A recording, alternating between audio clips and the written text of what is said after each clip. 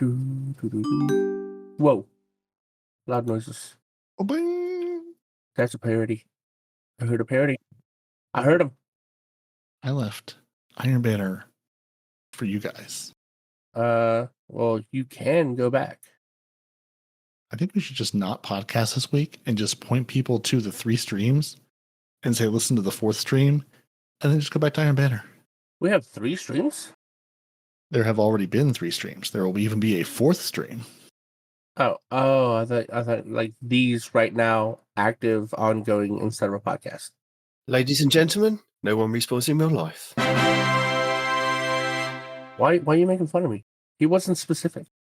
He didn't say for past streams. He wasn't specific, No, he did not. but he was talking to the Destiny 2 community who That understood what he was talking about. Who maintain things that have happened in the last 2 to 7 business days. No, I don't think that's right. Maybe as many as 30. No, one thing Iron Banner related, and no, I did not stream any Iron Banner. I forgot to, guys. Sorry. So y'all didn't get to see me rage on that. But I was playing Iron Banner to get the grenade launcher, and only the grenade launcher, because really it's the only thing that mattered to me, right? And I must have turned in, I don't know, 70-ish engrams, somewhere around there. And when I had 4 engrams left after playing Iron Banner for way longer than anybody should, right? I finally got a grenade launcher. It was so, let's just get that out the way. And now you can focus them. So now you need to pay more Iron Banner to get more engrams. Hold on. Out of the 4 engrams that I had left, I ended up getting a slice chain reaction grenade launcher. Now that was one of the rolls that I wanted. Those are all words. So, they are. Yeah. So I'm very Can I tell you you're wrong, though? For me. I mean, you can tell me you're wrong, but for my builds, that works. I can tell you that Lego Flash says you're wrong. And I have a video Lego Flash doesn't use my build specifically to tell you you're wrong and you're using it wrong and you've got the wrong perk. Because you know holding it wrong. I like slice because it weakens enemies, and I like chain reaction because they go boom. So when we get to it later, I'll explain. But for now, I'm going to start the show. Dun, dun, dun, dun. If we must. Welcome to 2 Titans and a Hunter, a Destiny 2 podcast. Dedicated in bringing you all the latest information, news, and opinions. This is the best show for new and veteran Guardians alike, where we share tips, tricks, and tools to help you succeed and enjoy playing even more. So with all that said, let me hand you over to your hosts, the Triumph Hunting Titan Nitedemon, the pink-panted pansy Peroty, and your Hunter Master Ranger, Mr. No One Respawns in Real Life! So welcome to the show. What's up? I'm not even going to ask whether we're streaming, or I'm not even going to check because I've given up. It says it's streaming. It says it's recording. Whether people I also checked to make sure that I wasn't test streaming, like enable bandwidth test mode. Everything's fine. And turns out that my entire everything that my internet company was giving me was just all wonky. So they came out, replaced everything, and I haven't had any issues since. So huzzah. With a different wonk. It is. Most likely, yeah. There's never no wonk. There's always just different levels of wonk. Maybe you'll see the wonk today. Maybe it'll wait a couple weeks to come out, but it's there somewhere. As long as the wonk doesn't happen on stream when I'm not paying attention to the chat yelling at me about its lagging, then I'm fine. Also, still no dedicated puppy cam. And I'm speaking on behalf of the people. The puppies are almost gone, actually. I'll show you the 2 that we have left. Which is why they're going to be. Which is why we needed the cam. Because I just want to watch the world burn. I have been playing with newly minted PvP God Noble, laying waste to these fools in Iron Banner who do not understand how to Iron Banner. This man is at the top of the charts. He is leading lobbies, laying waste to people. And I'm saying this because I know if he hears it, he's going to hate it. And that's what fuels me. But seriously, this man is laying waste to people in Iron Banner. I It's can't tell if you're ridiculous. being a smart Alec or not. No, like legitimately, he is leading. We've won more games than we've lost, and he has been at the top of the board pretty much every time except for Why one. would he not like that? When someone did slightly more, because he doesn't play PvP, just like you don't play PvP.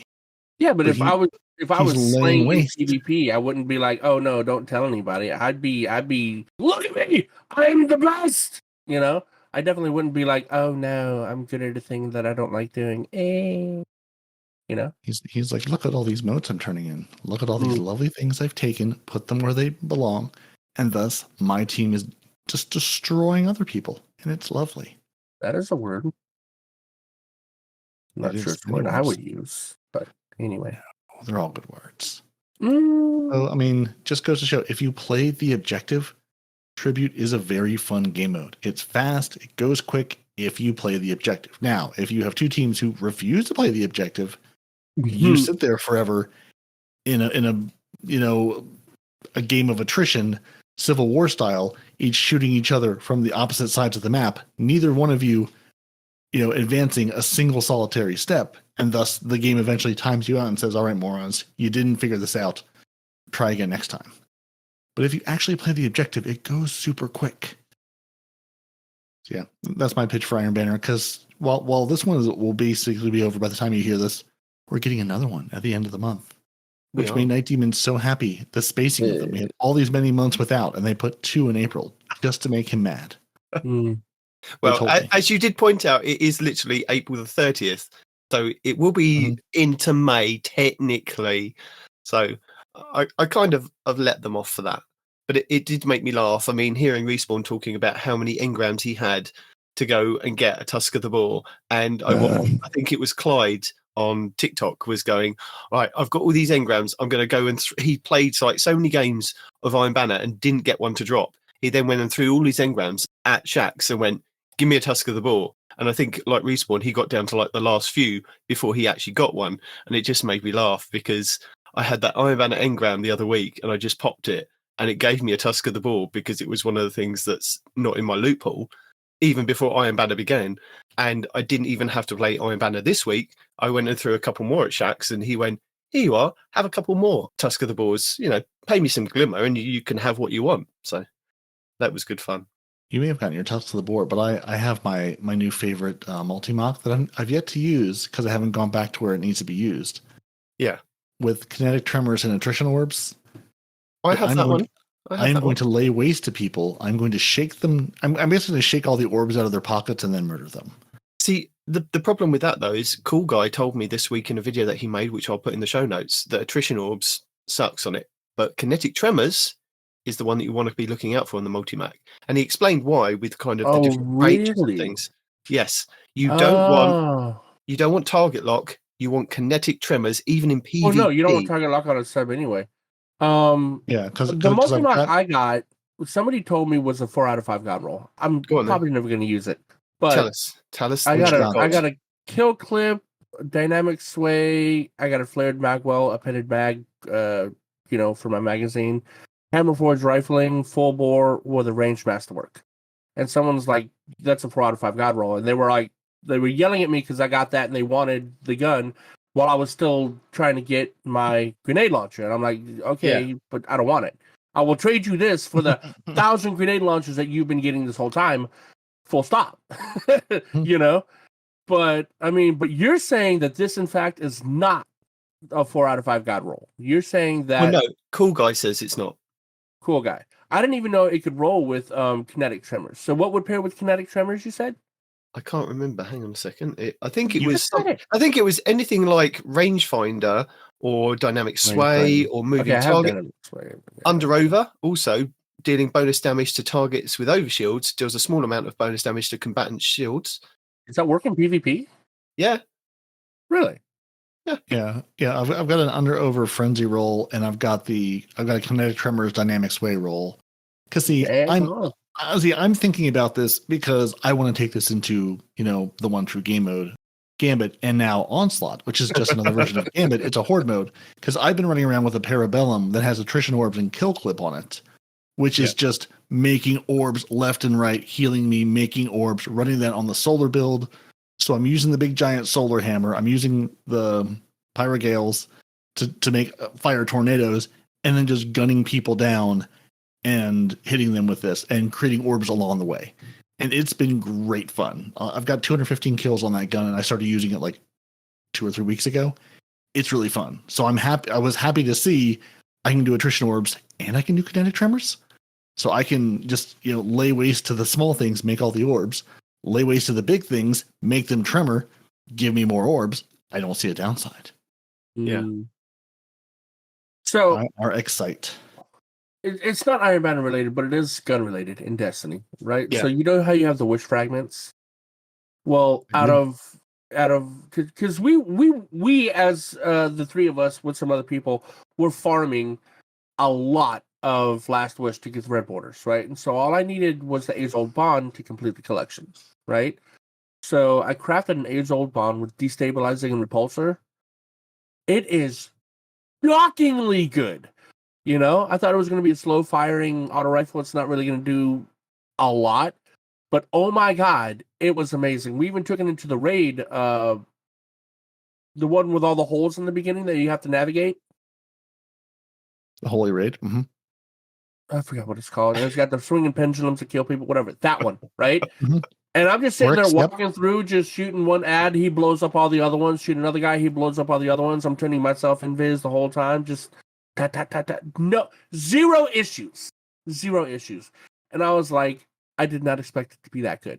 Also, there's a lot of builds I have this week that are surprisingly good. I've been doing a lot of the Will It Build series to test a lot of these out for you guys before I recommend any of them.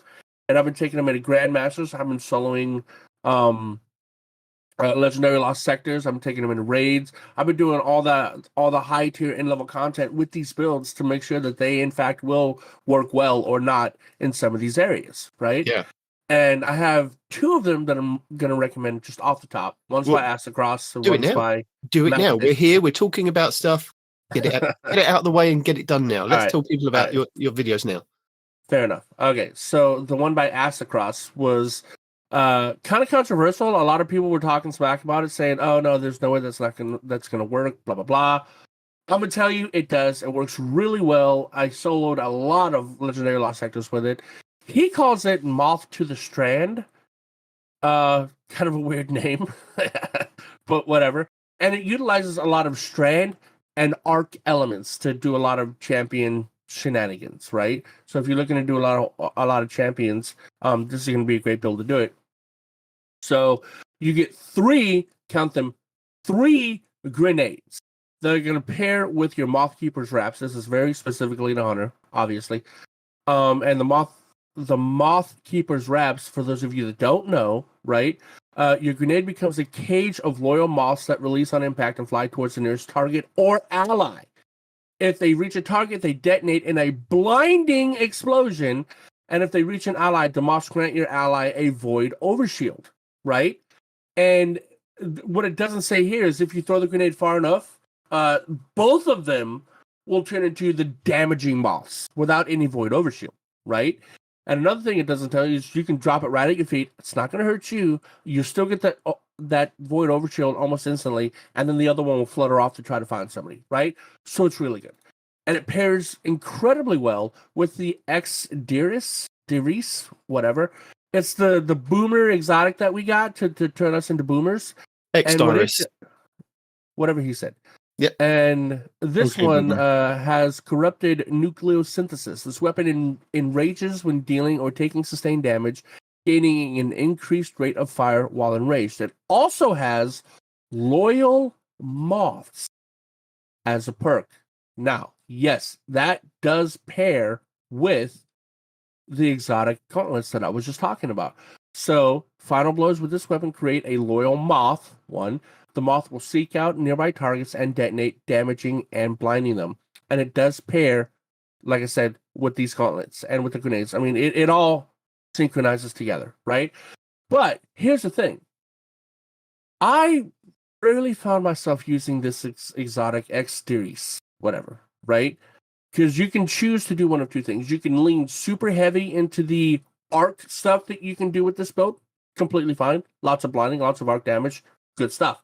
You could also completely lean into the strand aspect of this build. You have both of them at your disposal basically at all times, and it's really, really good.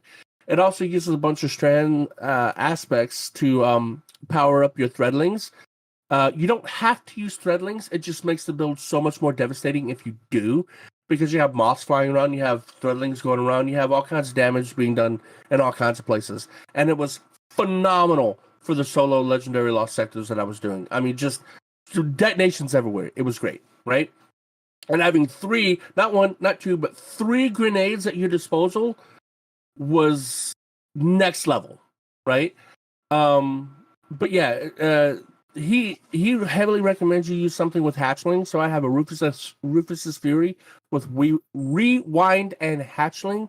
I also have Michael's Revenge with Rewind and Harmony, or Rewind and Hatchling. That's what I meant to say, right? And that's a sidearm. So I have a sidearm for anti-barriers, or you can swap to an auto rifle for the overloads, right? And the blinding nades do arc blind, which affects unstoppables. So it was blinding unstoppable. Somebody said it has to be specifically arc blinding, but I don't have any arc blinding nades on me, and I was stunning unstoppables. So I'm not sure if that's a bug or not. Maybe it's intended, but it was working. If later on Bungie fixes it, obviously it's not going to work. But as you can see right here, you see how it's highlighted? I don't have any arc on me. There's no arc on me. But yet, you know, it says I have the ability to stop unstoppables, even though I have no arc blinding weapons on me. So clearly, I guess it's supposed to work. It's intentional. But some people say it's, quote, only arc blinding. Whatever. Were you suspending them? No, there's no suspend in this build at all. At all. Okay. See, all I have is stuff that does threadlings, and then I have the Beyblade. There is no suspending whatsoever. Because what happens is you suspend, and well, I mean, I guess, do I have the suspend dive? I don't think I do. No, I don't. Okay. So, because your grenades that you would throw that would normally suspend turn into the moths that go out and blow up, right? So there's no suspending in this build whatsoever. But I mean, it was still phenomenal. And then you have, like I said, the Rufus's Fury, the primaries that have Rewind and Hatchling. You can get them from Root of Nightmares raid.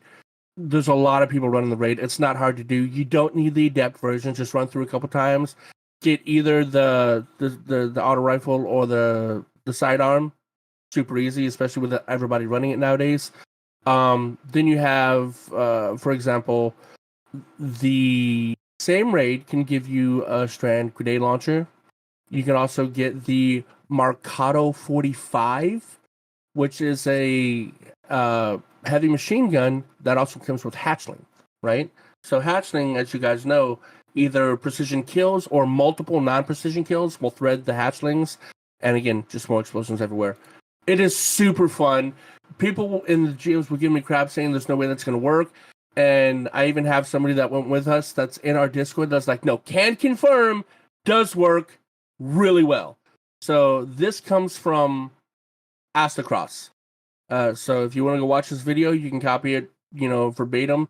These are the mods that he uses. I kind of change them up to fit my playstyle a little bit, but for the most part, these are the mods that he uses.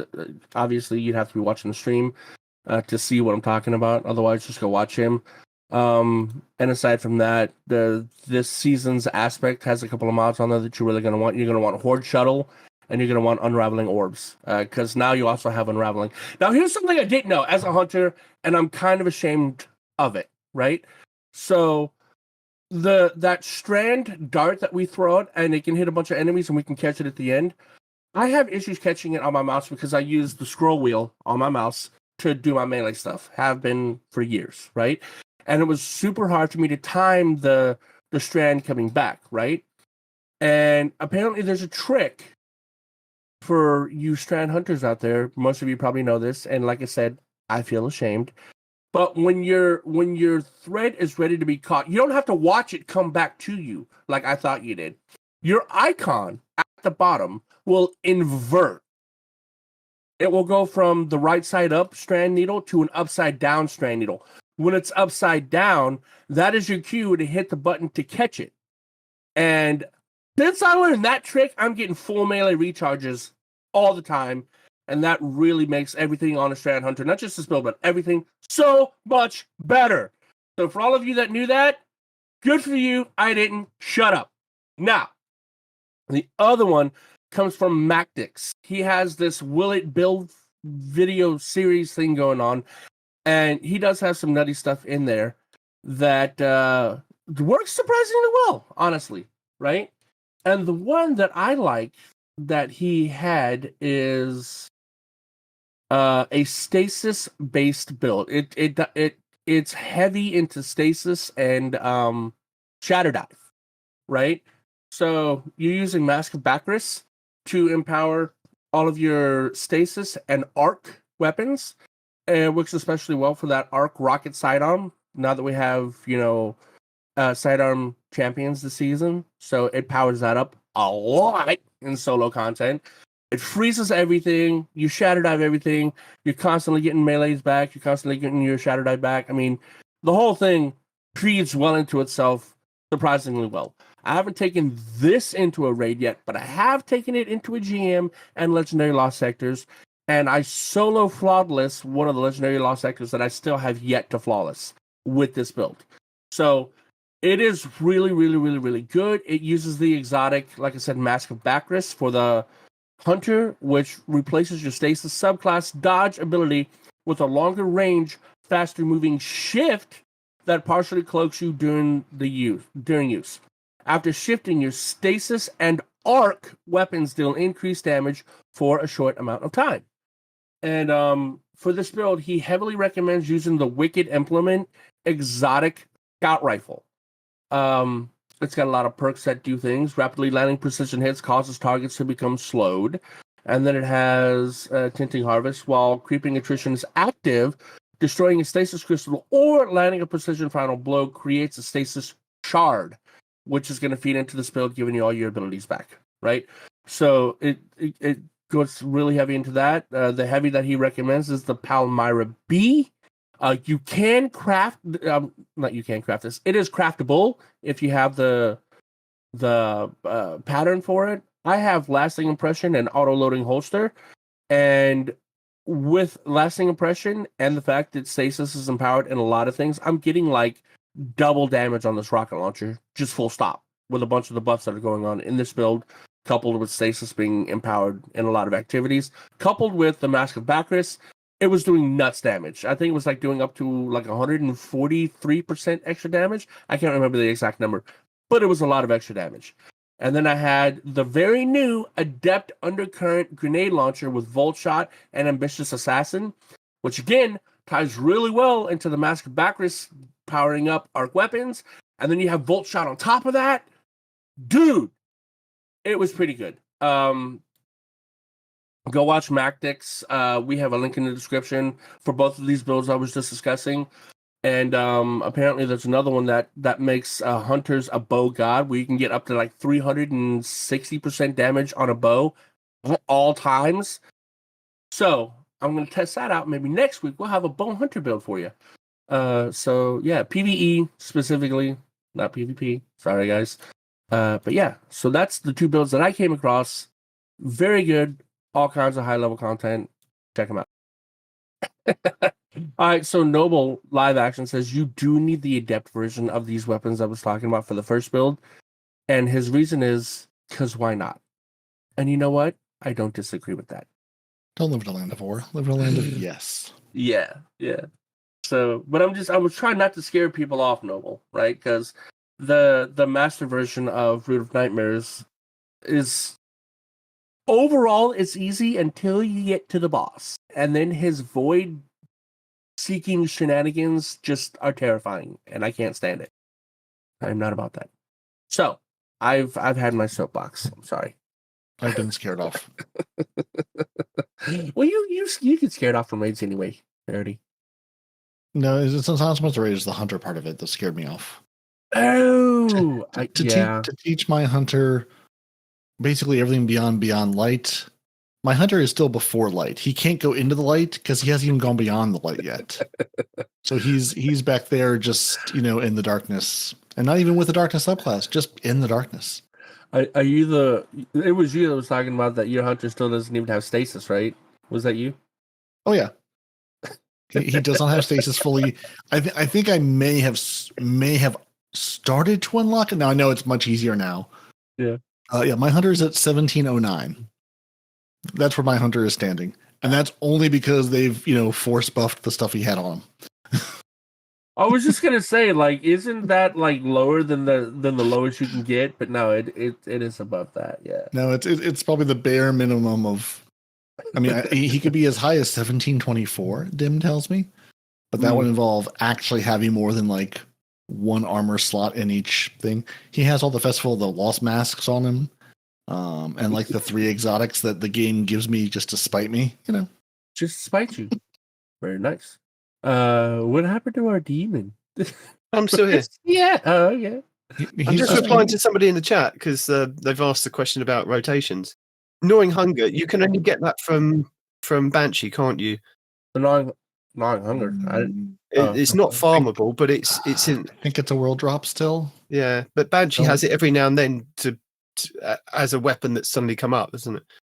Yeah, no, he's got all the world drops on rotation.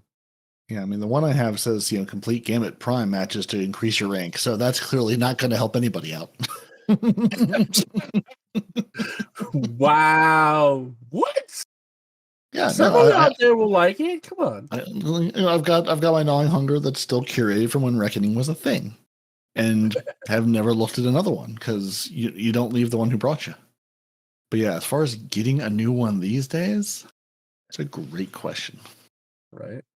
Well, seeing as we're here talking about Iron Banner stuff and we're talking about videos and things, I might as well kind of drop you the videos that I've watched this week. So, what you got, bud? Well, I've got the Iron Banner Tusk of the Boar Breaks Everything from Legola Flash. I don't know if you've watched this one this week. Have you, Peroty? I have it queued up. I have not gotten a chance to watch it yet, but I did watch it briefly on mute. Going, it destroys everything in its wake. If you can get this role going into Onslaught for next week, I feel that you're going to be golden. Respawn, you're going to need this role. What? So the role that he's on about is having deconstruction.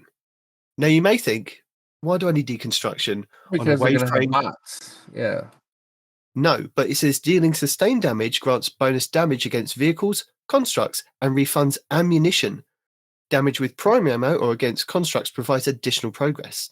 Now in the video, he breaks it down to basically show you that these things can one-shot like Titan barricades, depending on how you can do it. And it can one-shot the warlocks in wells, or the well specifically. It could just one-shot the well. And you can constantly proc getting the ammo back by doing various different things. And it's literally firing at the floor right by their feet, because it kind of, the initial hit hits them, and then they get the wave hit as a second hit. And then procs, it kind of somehow breaks the game, basically, with how you can kind of use it and get extra damage on top of it and reloaded, and then just keep going over and over again. I mean, he shows you standing in front of kind of like champions and just like firing at them constantly and never having to reload, because it's always just kind of automatically reloading, with how you can kind of get this to work. And I think it's going to be fantastic in Onslaught next week. And I know it's a bit late to kind of tell people now, because this podcast probably won't come out until the day before, and we'll only have one extra day of Iron Banner. But it's definitely worth getting at some point when Iron Banner does come back again. Get this roll of the Tusk of the Boar with deconstruction on it. And I think on his roll, he had slideways. But I think at the end of the day, you could probably have something like Slice on there or Enlightened Action. So it helps you either way. So yeah, I've got that video. That's pretty cool. And I mean, a couple of them I had to kind of avoid, because a lot of people, April Fools, and I was like, yeah, that was don't look at the internet that day, because there were so many gaming announcements, and I was like, you know what, I'm just not going to see anything. So if you announce something legitimate that day, good for you. Nobody saw it. Yeah, But the thing is, I didn't watch anything on those days. I waited till like 2 or 3 days later, and then didn't see when the videos were posted. I was like, oh god, why? Legola Flash also had why the heliocentric sidearm is perfect, and goes over the roles why you kind of want this sidearm in PvP and PvE. So I also got that one. We're talking about that this week because when I was playing Iron Banner, it was mostly full teams. And a lot of people were talking about that gun, but they didn't really describe why I wanted it. So I got a couple just to hang on to until I can watch a video like that to find out which ones I need to keep. Yeah. Yeah. I mean, he breaks it down with basically why this weapon is amazing, basically. I mean, I think it's a lightweight frame if I'm right in my thinking, because I've got one that is really good, and it's not the God Roll, because I think the God Roll that Cool Guy had, which was a couple of weeks ago, was multi-kill clip.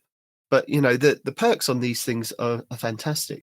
So, yeah, I mean, you can get things like Precision Instrument on there. You can get Frenzy on there. Kill Clip, I think, was the one that he had. Kill Clip and Heal Clip, you know, or Kill Clip and Rangefinder, Kill Clip, Enlightened Action, Kill Clip and a Moving Target. But as I said, Legola Flash has a really cool video for that. I've got a video from Unknown going over the Multimach CCX, and it's better than ever. And I mean, I know why. I mean, you want to hang on to your Tusk of the Boar, you want to hang on to your Multimach CCXs that are very decent rolls, because going into the final shape, we'll be able to give these enhanced perks or enhanced traits on there. So they're good ones to hang on to. So Unknown has a video on the Multimach CCX. So again, I know coming up for the next Iron Banner, or if you're listening live, then this Iron Banner. And then also for going into next week, Aztecross put out a video yesterday with going over the Salvation's Grip, which is the stasis grenade launcher that you kind of got as part of the quest for doing Forsaken. This destroys everything, that video? Not Forsaken, Beyond Light. For doing for Beyond Light, yeah, that one.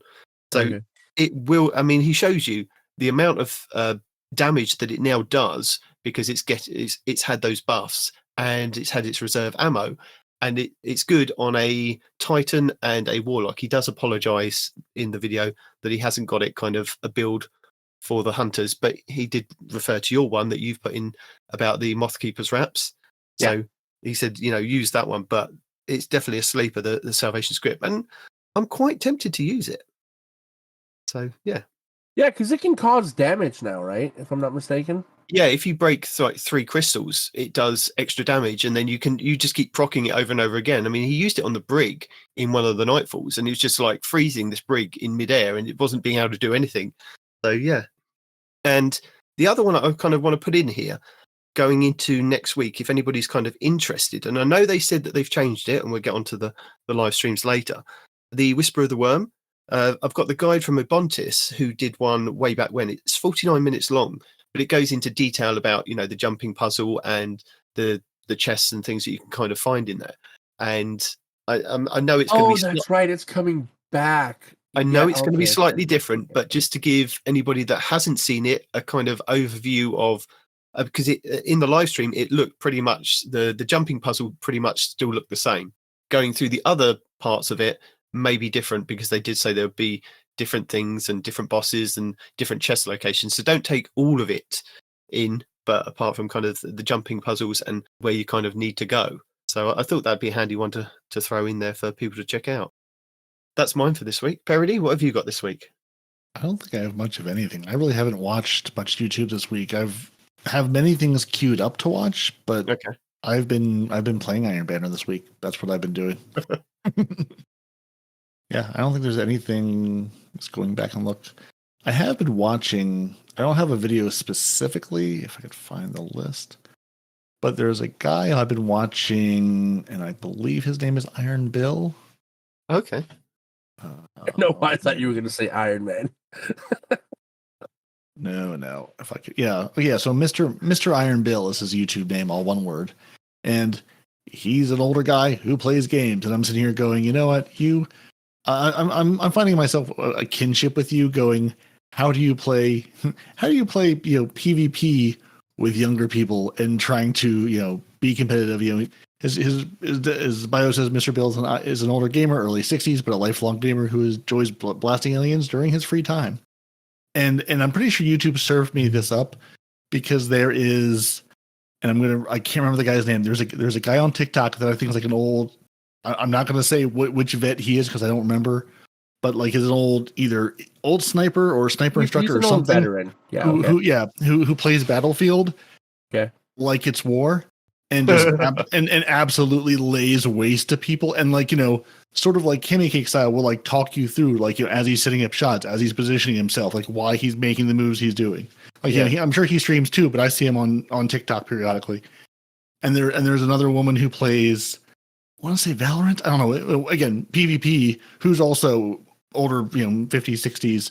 Again, just laying waste to people. So YouTube is now like, oh, you enjoy videos of this here. We'll serve you Mr. Iron Bill. So I've just been enjoying his like, hey, like he's done a couple recently, trials and comp for older players, like talking about his trials experience, his comp experience.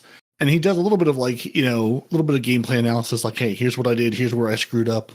And some of it's just, sort of his experience with it. Because again, like he's like, I approach this casually. I don't think I'm ever going to become, the top tier. I'm not going to carry people to the lighthouse. It's just, this is me and my experience playing. It's just another perspective on the game, which as we get older and slower, I'm going, hey, look, it's other people also just having fun playing games. Just existing. Yeah.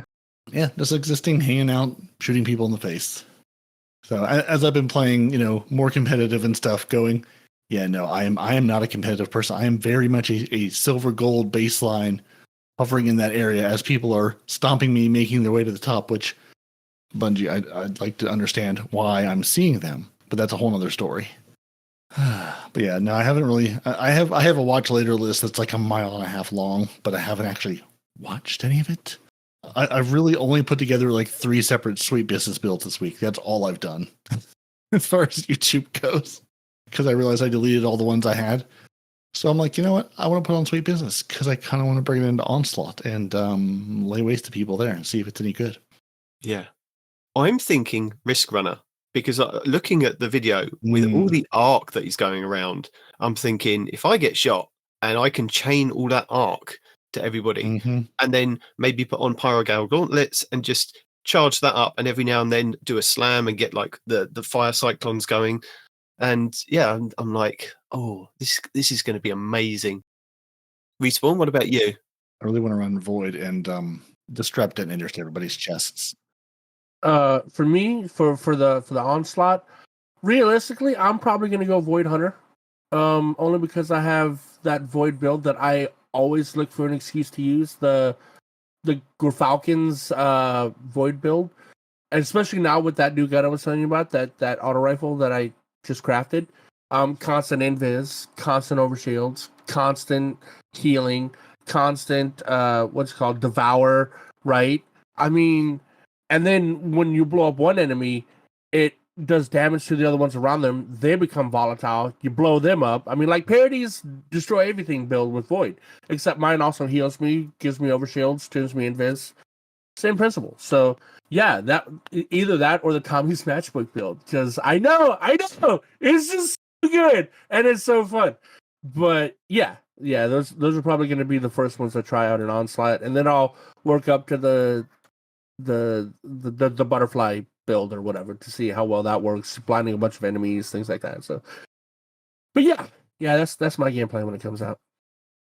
I'm really going to have to decide: do I use the Titan Wall to put as choke points to blind everybody and disorient them as they come through to fight me, or do I deploy it near me like the Void Overshield Wall as a defensive maneuver, or do I do both? Well, see, is there a choke point? Because I haven't really looked into a whole lot of this.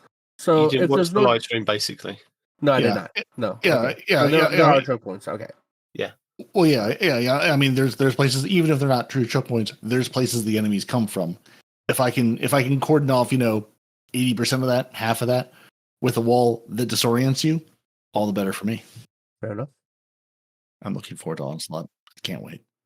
Yeah, because I was gonna be like, you also have that suspend build, and honestly, as a Titan, if I had a Titan on my team, I'd want them to use that AoE healing everybody the whole time melee build, especially with a lot of swords out there that can do a lot of damage. I mean, like I Banner want a for Titan that's Shitstorm.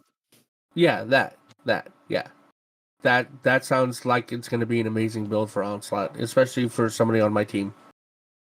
Liar's Handshake with Liar's Handshake with Risk Runner. Yes, dude. I already have an ultimate Hunter Arc punchy build. I'm gonna punch you to death. Super build of Doom already set up. Look at this. Look at this.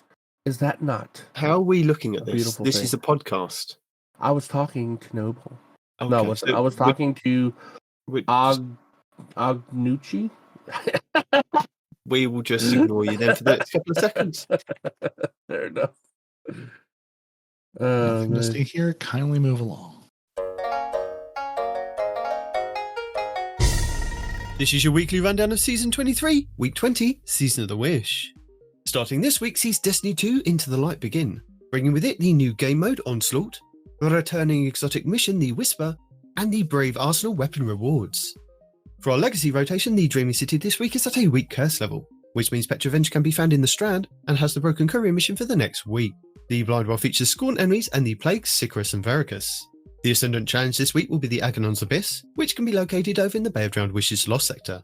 On the Moon, the weekly story mission is Beyond. The Trove Guardian is located in Archer's Line, while the Wandering Nightmare is the Nightmare of Zortal in Sorrow's Harbour. Nightmare hunts Tanix, Isolation, Zydron, Servitude, and Ghoul, Rage. On Europa this week, Coradis the Dark Priestess will be the Empire Hunt, Eventide Ruins will be the Eclipse Zone, and the Exo Challenge will be Survival. Days of Eternity legendary rounds are Cabal, Taken, and Crota.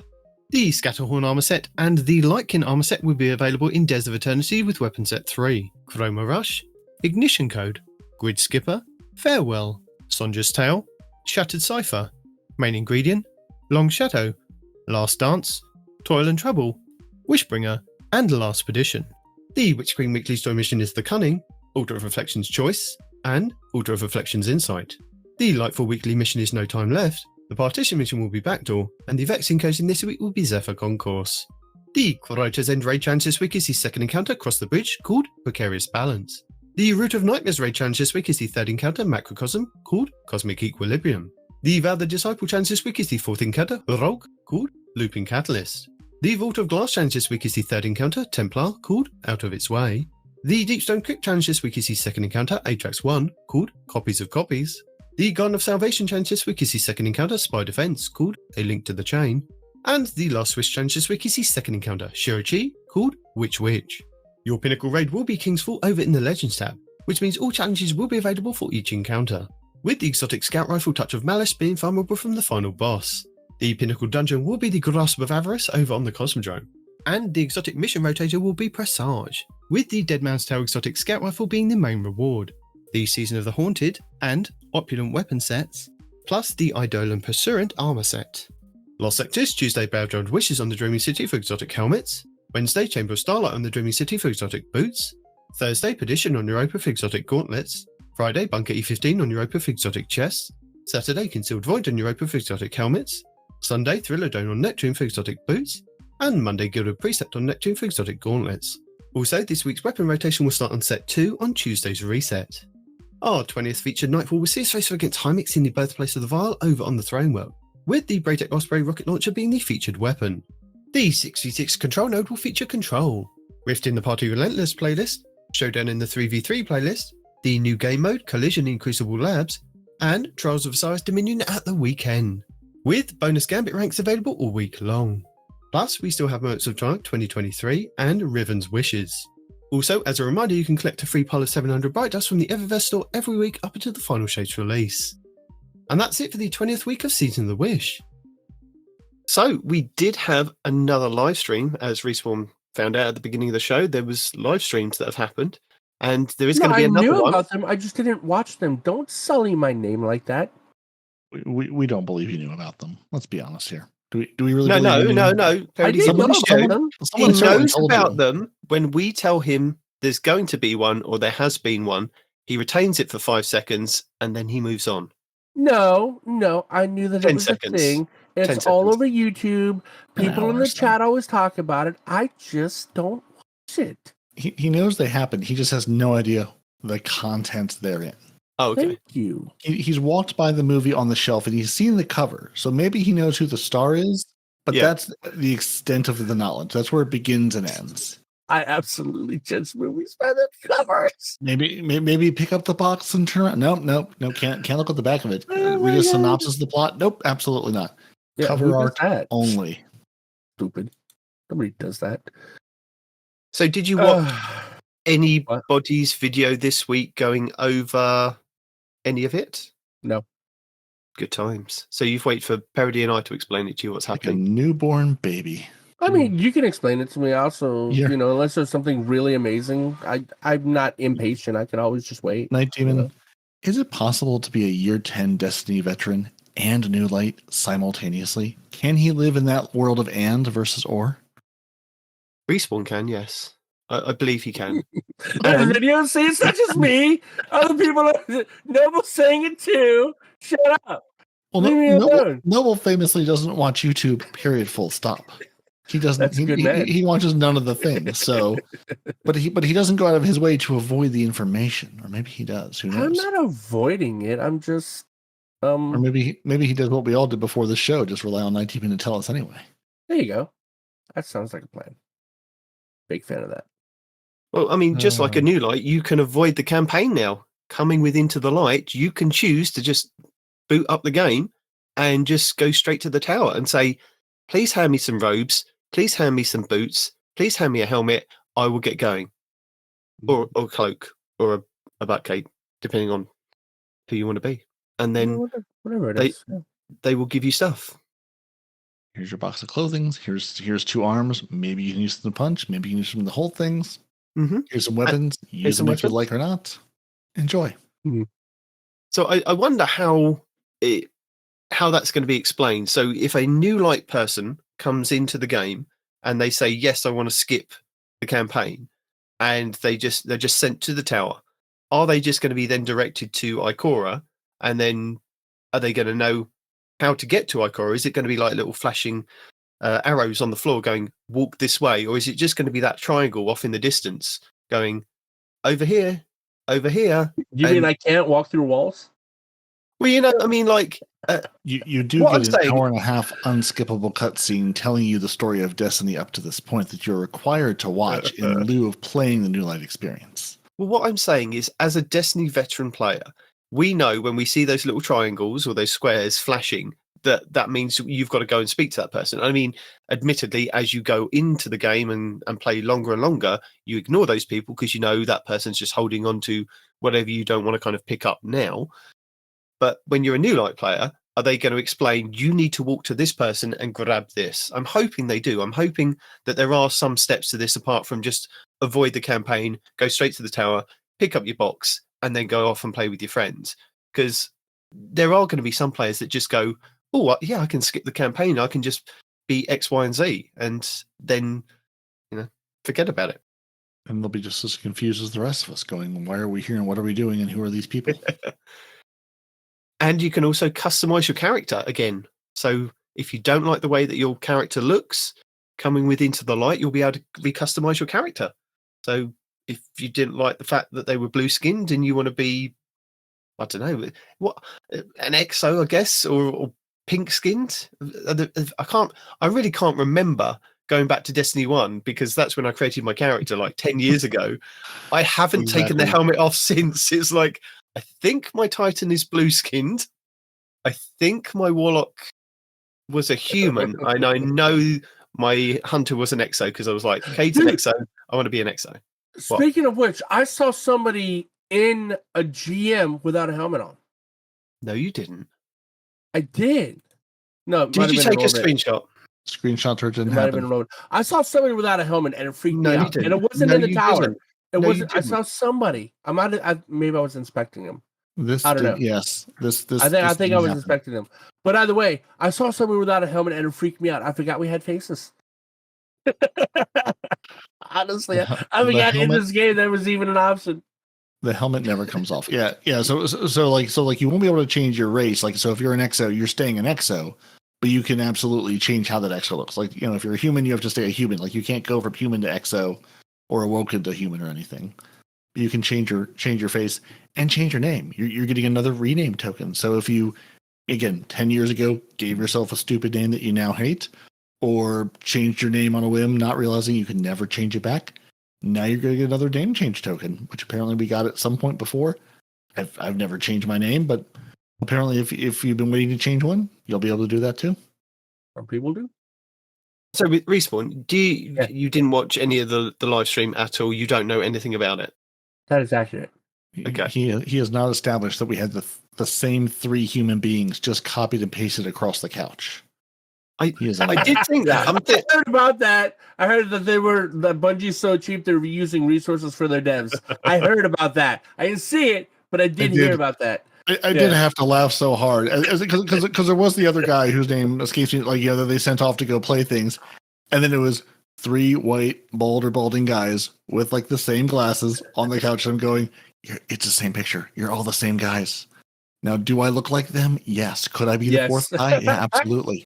But it just, I just cracked up and took a screenshot. I'm going, it's the same guy all the way down, just the same character model. I don't get the beard and the goatee thing. I really don't. Bad panda. Because they used the US model. Now a British model would have been a different same guy. Australian model, Australian stream, different set of people. They catered it to whoever happened to be watching. Mm-hmm. So we did find out that we are getting 2 exotic missions being reprised. We have the Whisper, which houses the Whisper of the Worm exotic sniper rifle, and the Outbreak Perfected, which is the 0-hour mission. So how excited are you for those, Respawn? Live reaction. Well, I was excited initially because I thought that maybe crafting it's not called the Black Spindle anymore. It's called the Whisper of the Worm. I just said it to you moments ago. Yeah, but I was reading other things while you were talking. We don't believe you. But at the same time, because I love that sniper rifle. It's so good. It used to be so good in PvE and game content, right?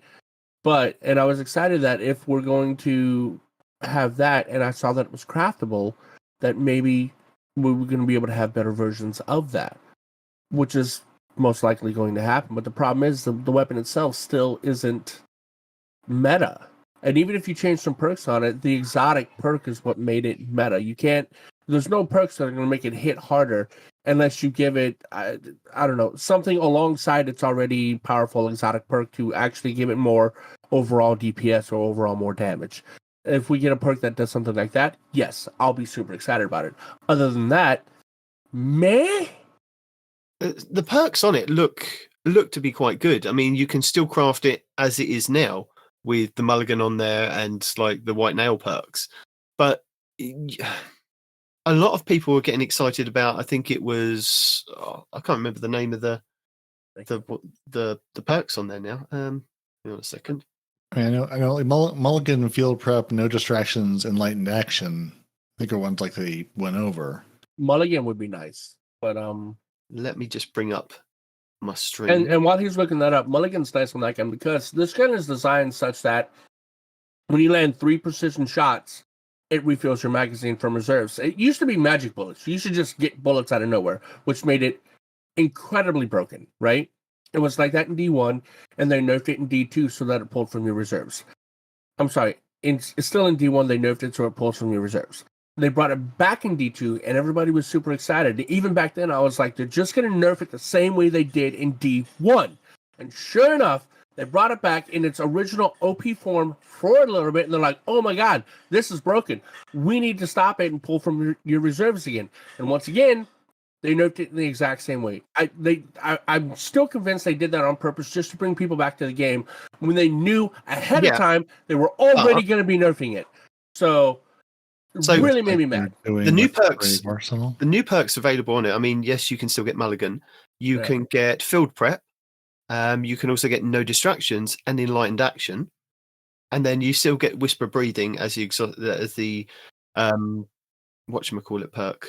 The exotic or no, that's a white nail. The origin trick. No, it's not origin tree. Like oh my god, the masterwork for it. Sorry, that's the word. Yeah, that's the word. So yeah, you can craft, and then you can craft the stocks as well on there. So they've got hand laid stock, they've got short action stock, and my video's going really fast. No, go back. Just play. So fitted stock, short action stock, composite stock, and hand laid stock. So those are the stocks that you can change, as well as instead of having mulligan. And you can also, I think you can also change, like, instead of accurized rounds, you can also change that as well. So yeah, they said it can be accurized rounds, alloy mag, steady rounds on there as well. And what was the other one? I should have just taken screenshots. I don't disagree. That's what we're all thinking right now.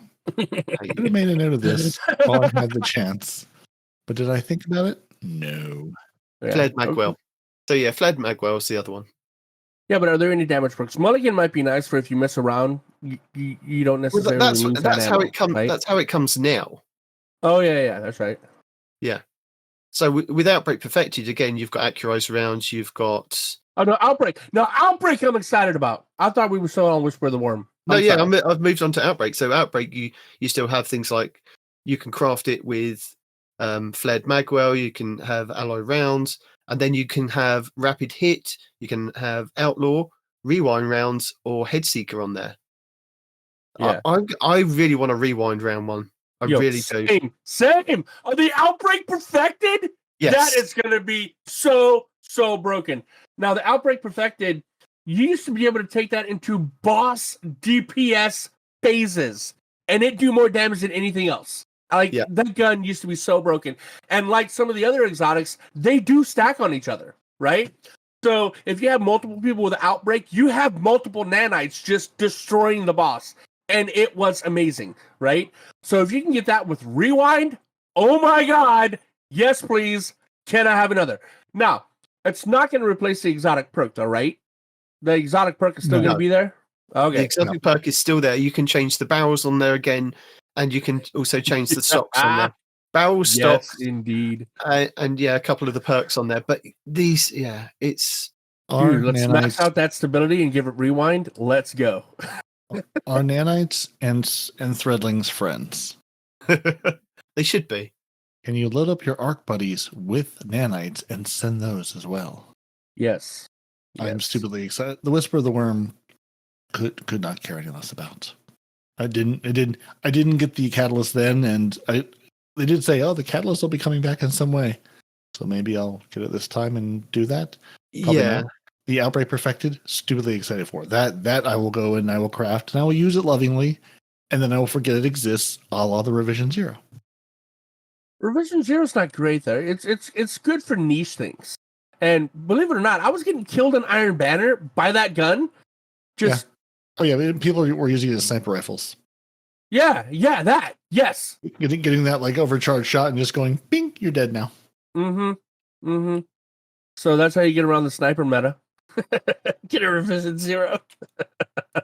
But yeah, no, they were actually cooking me with that. I didn't realize that was a thing. That was Sad Panda. But no, I mean, it's good in niche things. Revision Zero is not bad. A lot of people say it's bad. It's not. It's just not all around. Yeah, my point was, though, I'm gonna replay the Outbreak mission, get it crafted, and then I'm gonna forget it exists, like all the other crafted weapons. Yeah. See, the good thing about that is if you to dish on either of them. If you are a veteran player, the good thing about that is that if you already have your catalyst and you've got it completed on these weapons now, or had them completed, you don't need to go back and get the catalyst. Yes, I think there will still be a reason to go back in and do the master version or the heroic version of these to get the new ships, because what they did say is that the ships that you got from the last two, so if you got the Whisper ship and if you got the Outbreak Perfected ship, then they're fine. They are kind of, you had to be there then moments, that they're yours.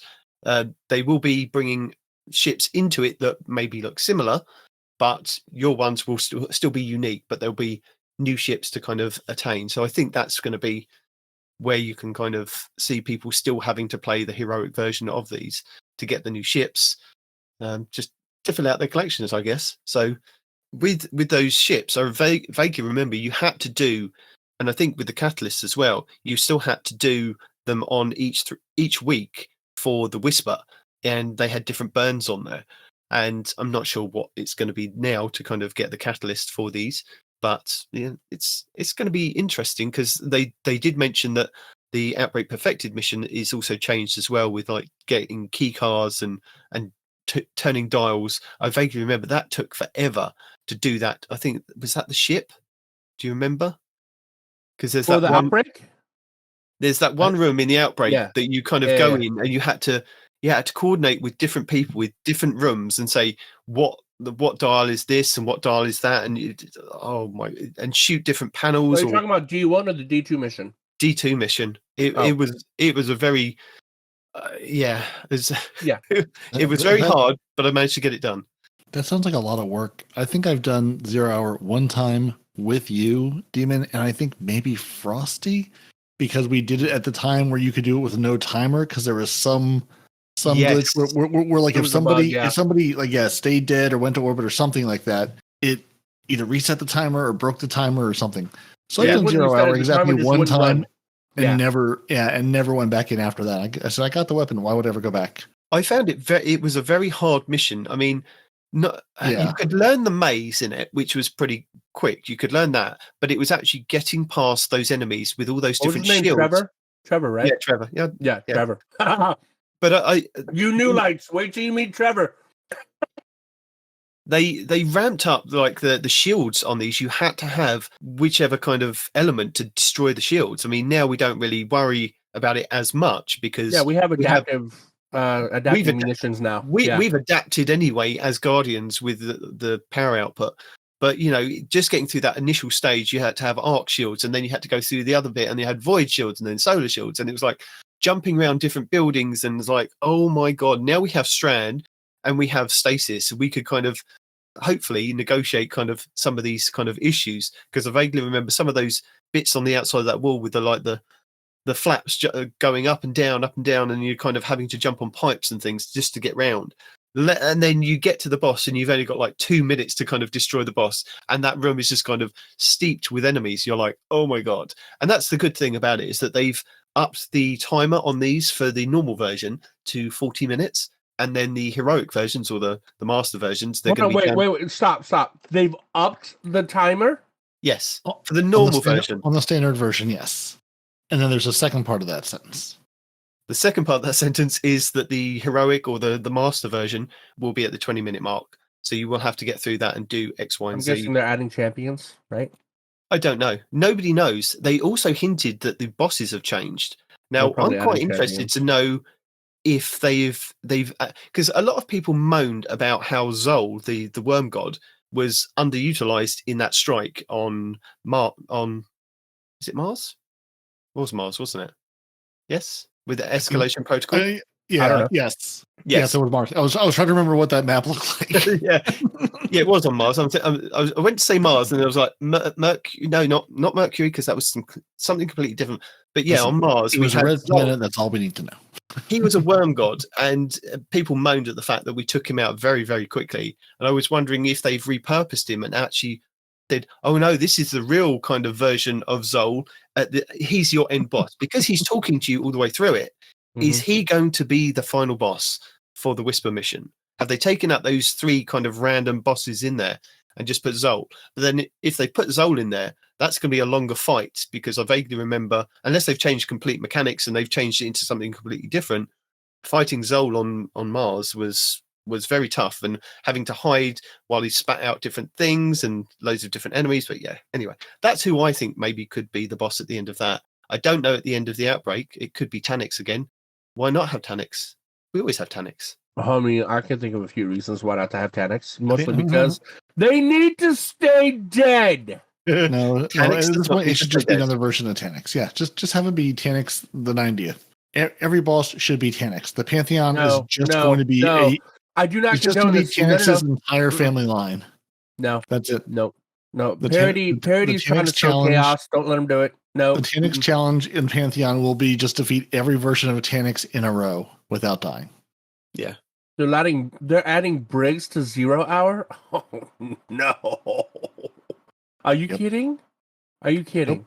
Nope. They showed it in the stream. Oh my god. So adding Briggs and keeping that 20-minute time limit is gonna be nuts. It's gonna be nuts. Man, what is wrong with Bungie? So remember that thing Nitedemon said earlier about Briggs and freezing and killing quickly? Yeah, that might be important. But still, Briggs, man. Briggs, man. Still. Briggs, man. Yeah. But if you watch the live stream, they do show you a little bit of Trevor, and they show you a little bit of the mission. So they show you the Briggs, so you can have a look at that. And the Whisper, they really didn't show anything apart from how to jump through the puzzle. And then they get to one room and they go, "That's it. That's enough for now." It's like, okay, there's something here. Yeah. It's spooky. Yeah, they run through the perks on the Whisper, and they run through the perks on the Outbreak, and how you can kind of craft it. So the good thing is, as I said, if you go through and play the normal version of these missions to get these weapons, you then have them unlocked to then take them to the crafting table and actually craft your kind of perfect weapon, I guess. So that'd be pretty cool. And then they showed off their PvP maps, and they did a kind of flyby of all these different maps. And I don't know what I can't remember what the names of these ones were.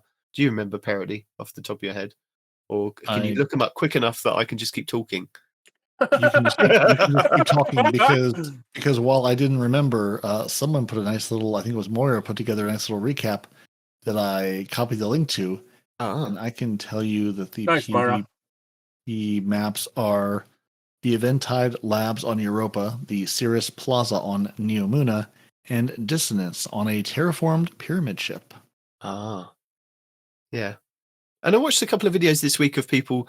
There was a couple of reactions of people going, "Oh my god, they look huge!" But then listening to, I think it was, I think DCP and Last World were basically saying, "Well, they look huge because it's kind of a camera flying around showing you the areas, but when we get in there, they might be quite small and tight knit." Because they did say that they built them as smaller maps, didn't they? Yeah. For control. They built them with 3v. Well, they said it was sort of built them with 3v3 game modes in mind, and there was a number of them. And I think it was the Europa one they were showing, or no, it was either Europa or Neomuna. They were showing multiple layers, and I'm going, now is that a playable layer down there, or are you just showing me where I can fall into a hole and die? I think that was falling into a hole. Yeah, some of these looked much bigger, but I think the playable area is significantly smaller than what they showed off. Yeah. And those aren't, and just those aren't coming until May. So if anyone thinks, oh great, I can jump in on Tuesday and play these, May 7th is when the maps are coming. All of the Onslaught and the addition of the Whisper mission, that all happens in April. Tuesday. Wow. But May, you have to wait until May 7th to get your new PvP maps. And we also have to wait you have to wait for that too. Yeah, I think that's going to be April 30th. So it's that week of the Iron Banner. So that week of the Iron Banner, you'll be able to go and get your Outbreak perfected, and then go in and slay in Iron Banner and get your Tusk of the Boars and your Multimach CCXs done, dusted. Dusted and done. Yeah. While watching the live stream, did you also enjoy the early whiteboard sketches of these missions? And just your immediate thought was, they use MS Paint maps too. Look. My first thought was, here's our original sketch of the Whisper mission on the whiteboard. I'm going, I've used maps that look just like that to get through things that people have made for raids and where the Gorgons are and where to go here and there. MS Paint maps, best maps. In my mind. And at the end of the stream, they did mention that they are doing another stream.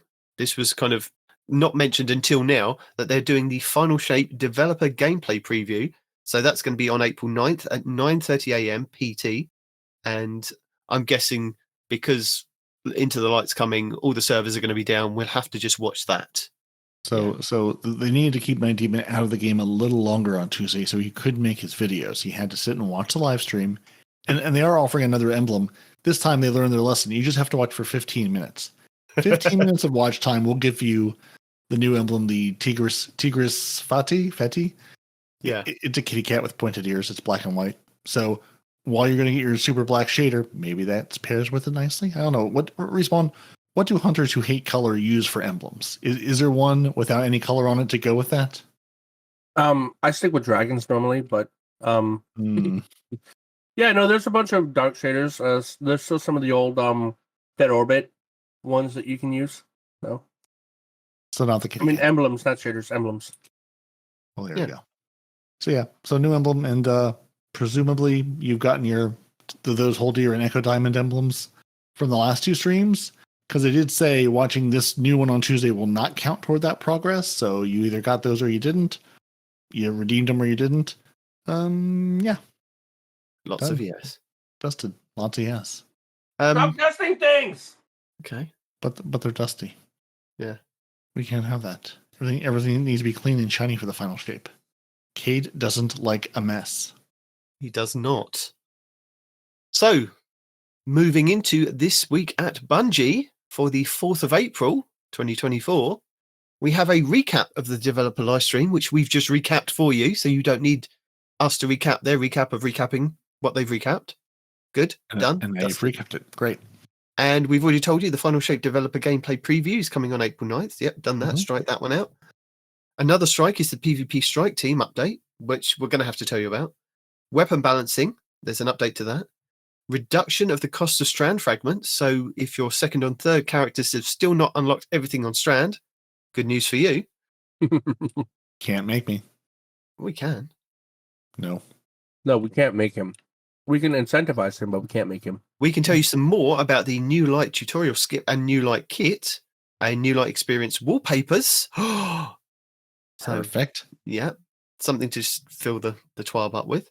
Updating the default chat experience. Iron Banner returns.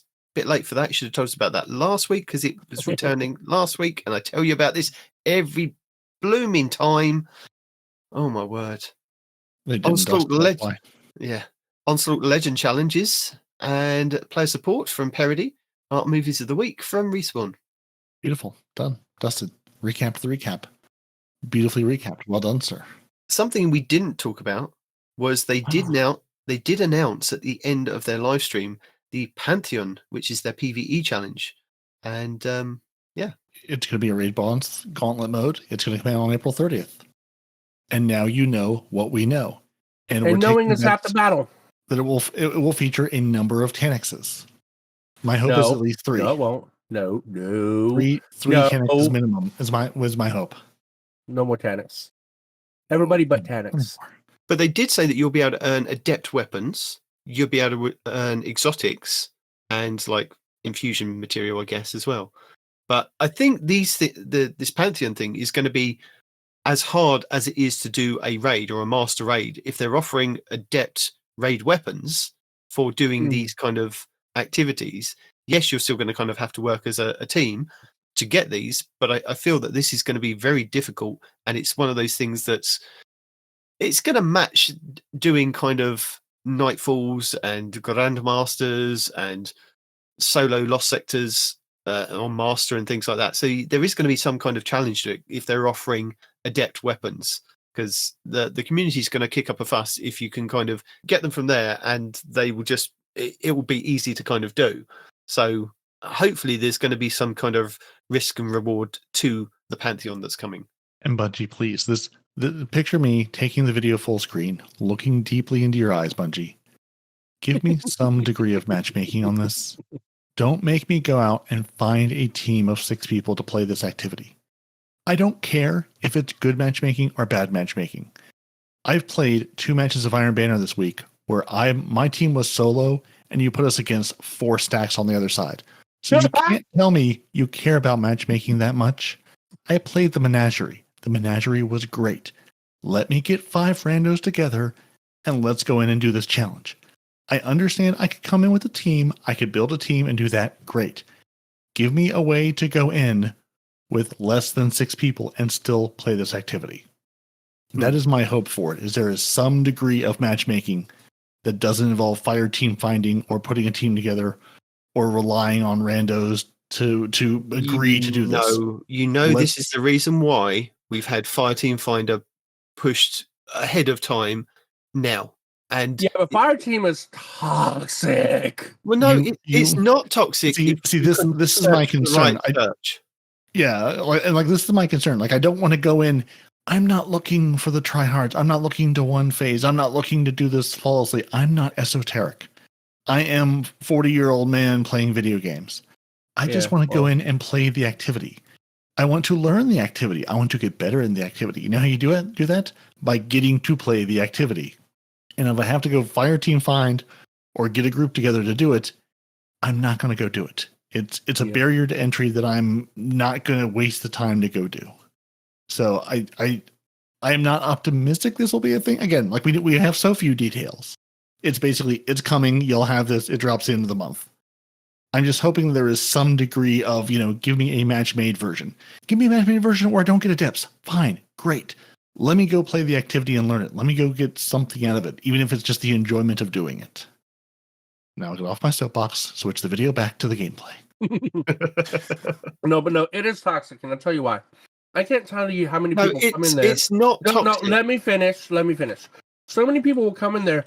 They will die, use up all your revives, and then they leave like you're the problem. Look, okay, admittedly, last week, Respawn and I went off to do a couple of GMs, and we used Fireteam Finder, and we couldn't find somebody that wanted to use a microphone.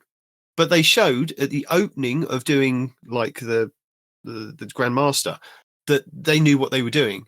But when we got to the second room and it all went pear-shaped, they would either leave or they would kind of just die over and over and over and over again.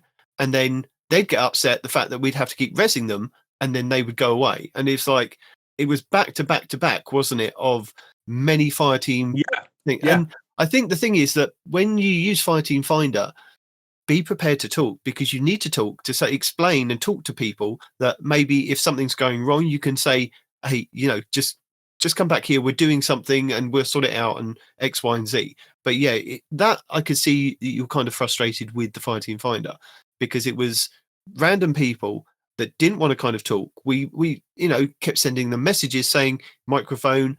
It was a box that you had to check to say yes, you kind of had a microphone. So at some points they were kind of responding to us in game, but not actually talking when we were saying things. But then it was like, yeah, it was frustrating because you'd get like 20, 30 minutes into a Grandmaster, and then suddenly they would just kind of go, and you'd be like, oh my god, we've got to start again because we can't two-man this bit. Mm-hmm. We're not esoteric, as Peroty likes to say. But yeah, again, like matchmaking and Fireteam, Fireteam Finder is great for many things, but sometimes I just want to go in and try. Like I'd rather roll the dice than get stuck with people that Fireteam Finder is just matchmaking. It just takes longer. Yeah, with additional steps. Just give me true matchmaking. I actually found myself going back to the Discord for there's a D2 Discord that's for putting teams together. Yeah. Hold on. Let me tell you what it is so that you guys can actually go there because it works really well.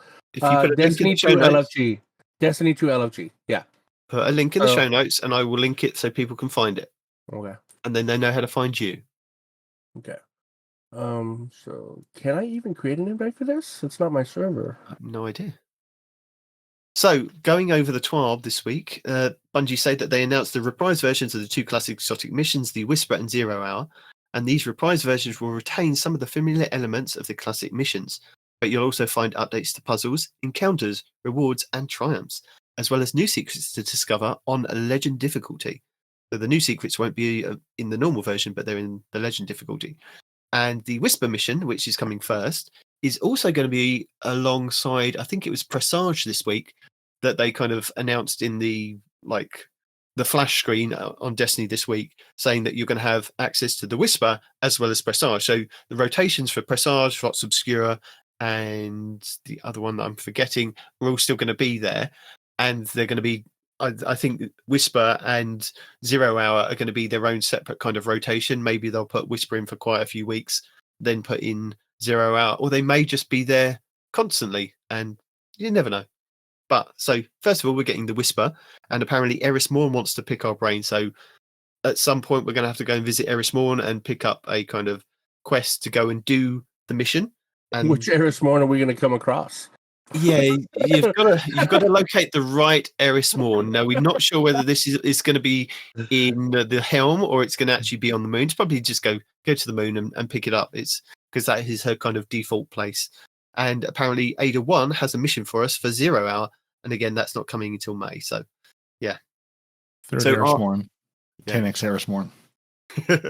After obtaining the exotic weapon from each of these reprised missions, new quests will become available. This will allow you to unlock the additional crafting option, including upgrading each weapon's unique intrinsic behaviors. A new quest will become available each week for 3 weeks. And reprised ships. So I don't know why they're reprised. They're not reprised because they're different. So in addition to the new exotic weapons you'll be earning, you can also earn reprised versions of classic ships. The Whisper will offer a new ship with an updated look, Carven of the Worm, inspired by 1,000 Wings, which is the one that you could originally get, while the 0 Hour will offer Viaman Junker, which is also an updated look on the Scrapper CF71791, inspired by the Outbreak Perfected. So that's cool. New ships. And then they go over the PvP maps, as they mentioned, that the PvP maps will be coming on May 7th. And, oh yeah, they've got a list of them there. But they will be included in Dominion, Survival, and their newest mode, Collision. Character customization, so you can re-customize if you feel like it, like we did tell you. And additional name changing available on April 9th. But again, the servers are going to be down for adding whatever. And then Pantheon, the Final Shape developers gameplay preview. We've told you about that. You can log in on Twitch, YouTube, and TikTok. They've moved into TikTok land. They're talking with the ticks. And they have several available channels. Will be localized versions for the following languages. So, got French, German, Italian, Spanish, Brazilian, Portuguese, simplified Chinese, Japanese, and Korean. Which basically says to me this is pre-recorded, and we're just going to be watching whatever they've kind of created for the Final Shape, which is pretty cool. And then you can get another emblem, as Peroty said. PvP Strike Team. They're striking once again. Competitive. For update 7.3.6, they're making some changes to game modes available in the competitive playlist. Thank you very much. Yes. They're removing survival. I don't mind survival though. Survival is kind of Trials-esque, and it's good practice. It is good practice. But Countdown Rush, I completely agree on. That should be somewhere else.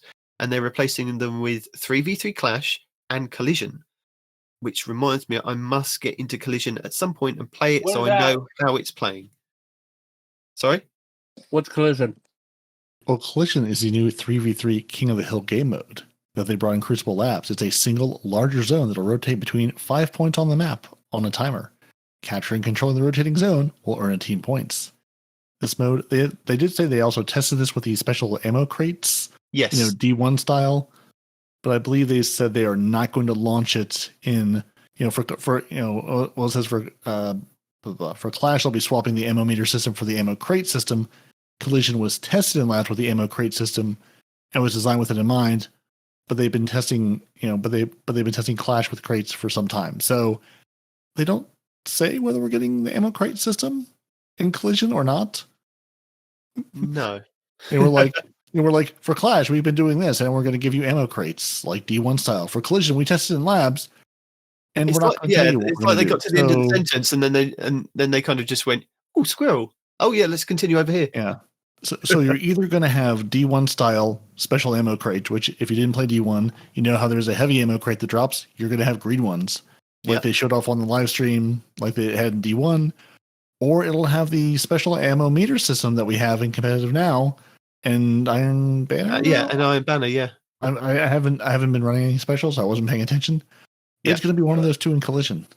So yeah, I had to look up Collision 2 going, I remember them talking about it, but I also have not played it and didn't remember what it was. So for a PvP King of the Hill. For a PvP pleb, right? Yes. Mm-hmm. Yes, pleb. How you doing? So it's kill people. So respawn one mode is kill people. I get that. And then they stay dead. The other one is kill people and go capture a zone, but it's just the one zone that rotates. So if you play Tribute with two of those, this is just one of those and it's bigger. Right. I get that. That's not what I was asking. What I was asking is, so I like the changes with the special ammo because I'm getting killed less by special weapons than ever, and it actually was kind of easier to play for conditional finality. Like you can say it, right? Yeah, conditional finality. Yeah, We've all been traumatized by Cloud it. Strike. It wasn't just conditional, but Cloud Strike, shotguns, all that stuff. Right? It's only conditional finality. You can't tell me that anyone's using anything else. It's just that one. But aside from that, right? That is okay because you burn your special and you have to get kills to get it back, right? Whereas the crate, that's just. I personally think the system they have now is better than the crate system because the better players are always going to be at the crate and they're going to get the crate and it's going to be very one-sided, just full stop. Well, you say that though, but have you played with the special ammo kind of? You build it up and then the meter. The meter, yeah. Because I found when I was playing Iron Banner, I played about 3 or 4 games at the beginning of this week. That meter fills up pretty quick, and I had like a stack of like Tusk of the Boar ammo to then use and go on a kind of kill streak with that, or proc it and do the waves on the floor, then get an actual kill with my primary weapon to then build up more special ammo. And it was kind of on a roll. And I was kind of thinking that this is probably how they're kind of doing it in competitive and how they're doing it in trials, to kind of they're hitting you with their weapon, but then they're kind of finishing you with their primary to then rebuild up the special and go on another tear. So yeah, it was very nice because I remember I did play a game or two with a shotgun, and it was nice because I sort of wasn't paying attention to the shotgun I had. I saw after a while, I had like 5 or 6 or 7 rounds for the shotgun just because I had been playing half a game and getting some decent kills and not using any special. Going, and I didn't lose it every time I died. I really appreciated that it was there, so I could. When I remembered, hey, I have this shotgun I can use periodically because I was playing a team where we weren't in close range, so I had no opportunity to use it really. But when I did, it was nice to have the ammo available, not go, well, I died, so I don't have any, or I died, so I just have these 2. So it was, I really appreciated the change from that perspective.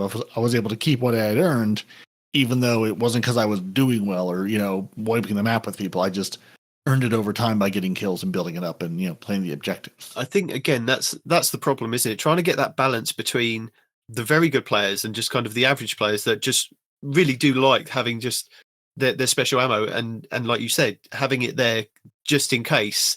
Whereas, the top tier players are kind of slide shotgunning you from like every corner.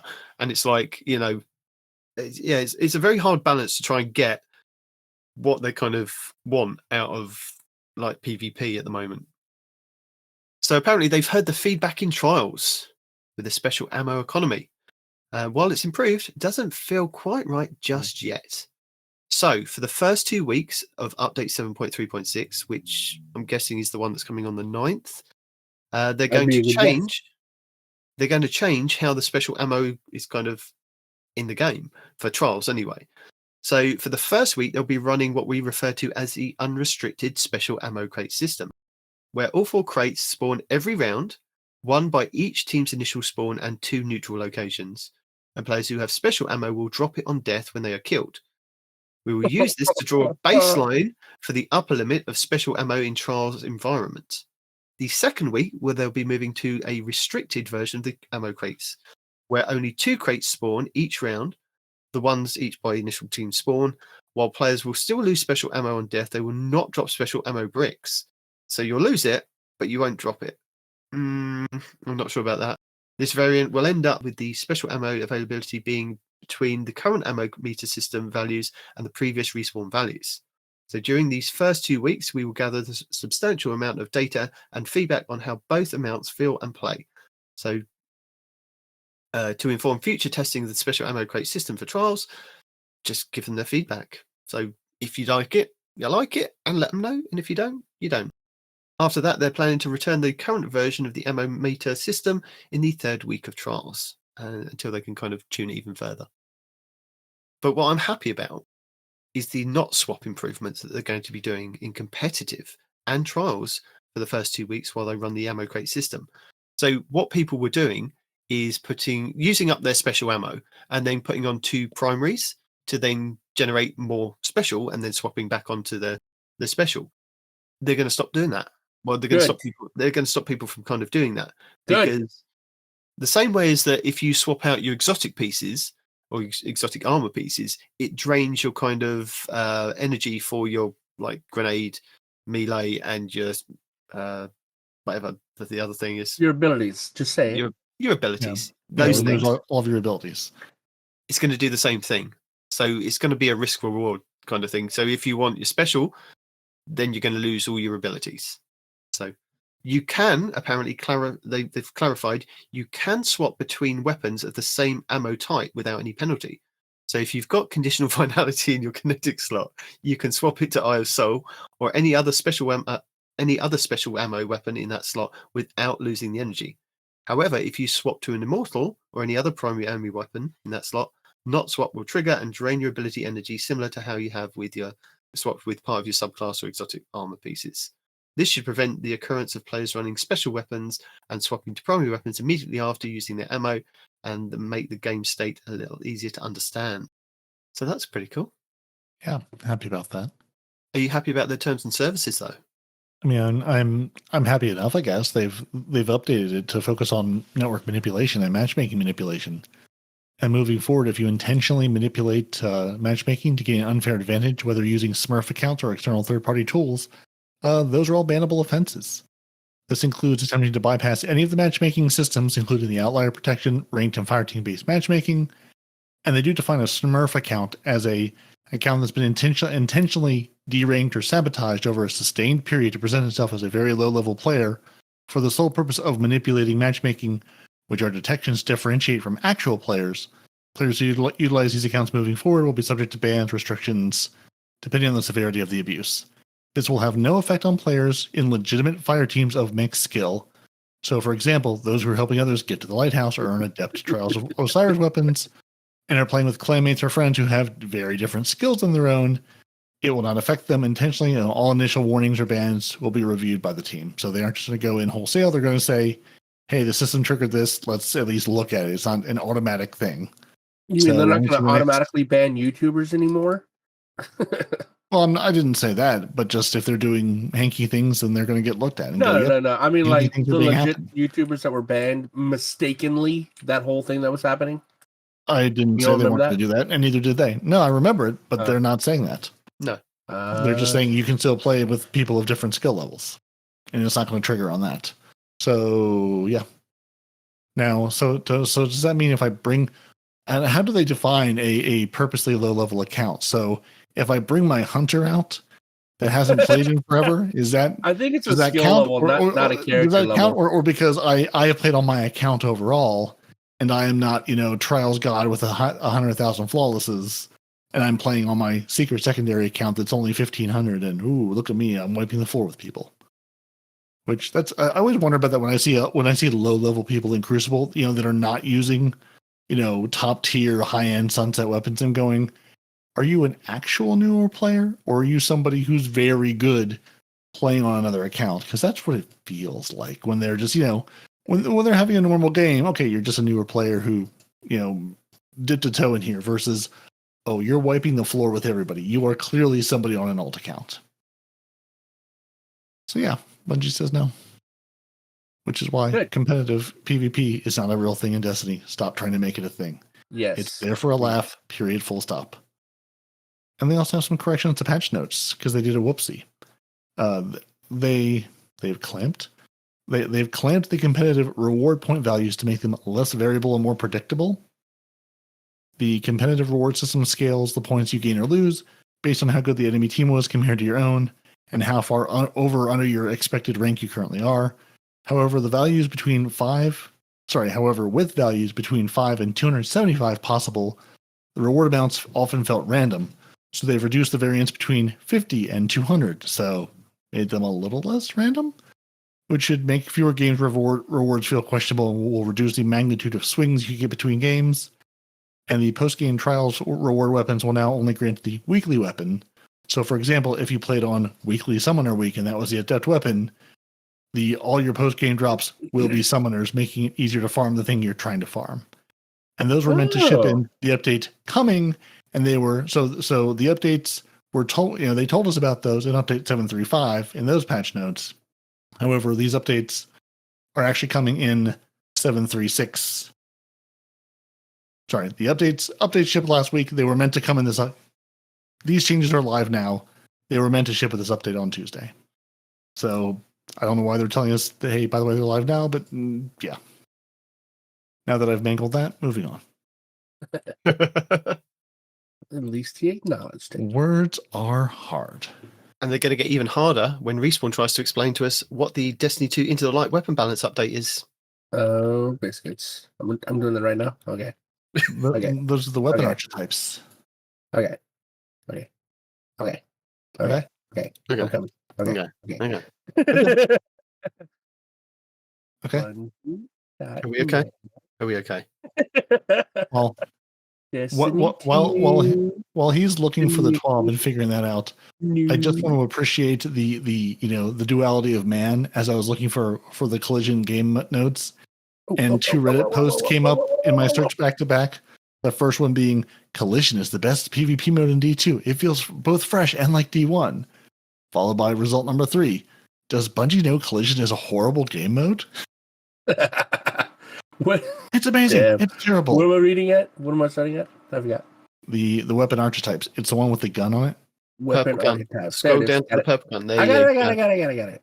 Yeah. Good. How do you know what I'm looking at? I'm not streaming my screen. That screen, anyway. G'day, folks. The weapons team here with the balance changes for this release. A small one with most changes. Is this your Chris Proctor voice? I don't know who Chris Proctor is. Oh, I don't know what he sounds like. Sorry, I know who he is. I never listened to him. There's a clue. There's a clue with the g'day. No kidding. Really? I just never heard of what you're doing. His voice. What you're doing is not an Australian accent. Yeah. What I'm doing is what I want to do. Thank you, sir. No, just do your southern accent. Just do the silly southern accent, and I'll be happy. I'm not. Hold on. You can do that. Clip that. He said he'll be happy with the silly southern accent. Clip that right there. This report brought to you by Beyonce's Cowboy Carter. Get it in stores everywhere now.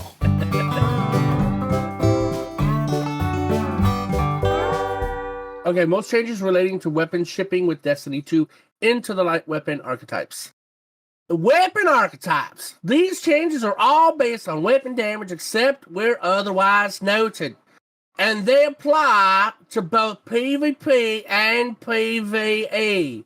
Breech-loaded grenade launchers see a fair amount of usage in PvE, but it's mostly wave frames for ad clear or blinding grenades for crowd control.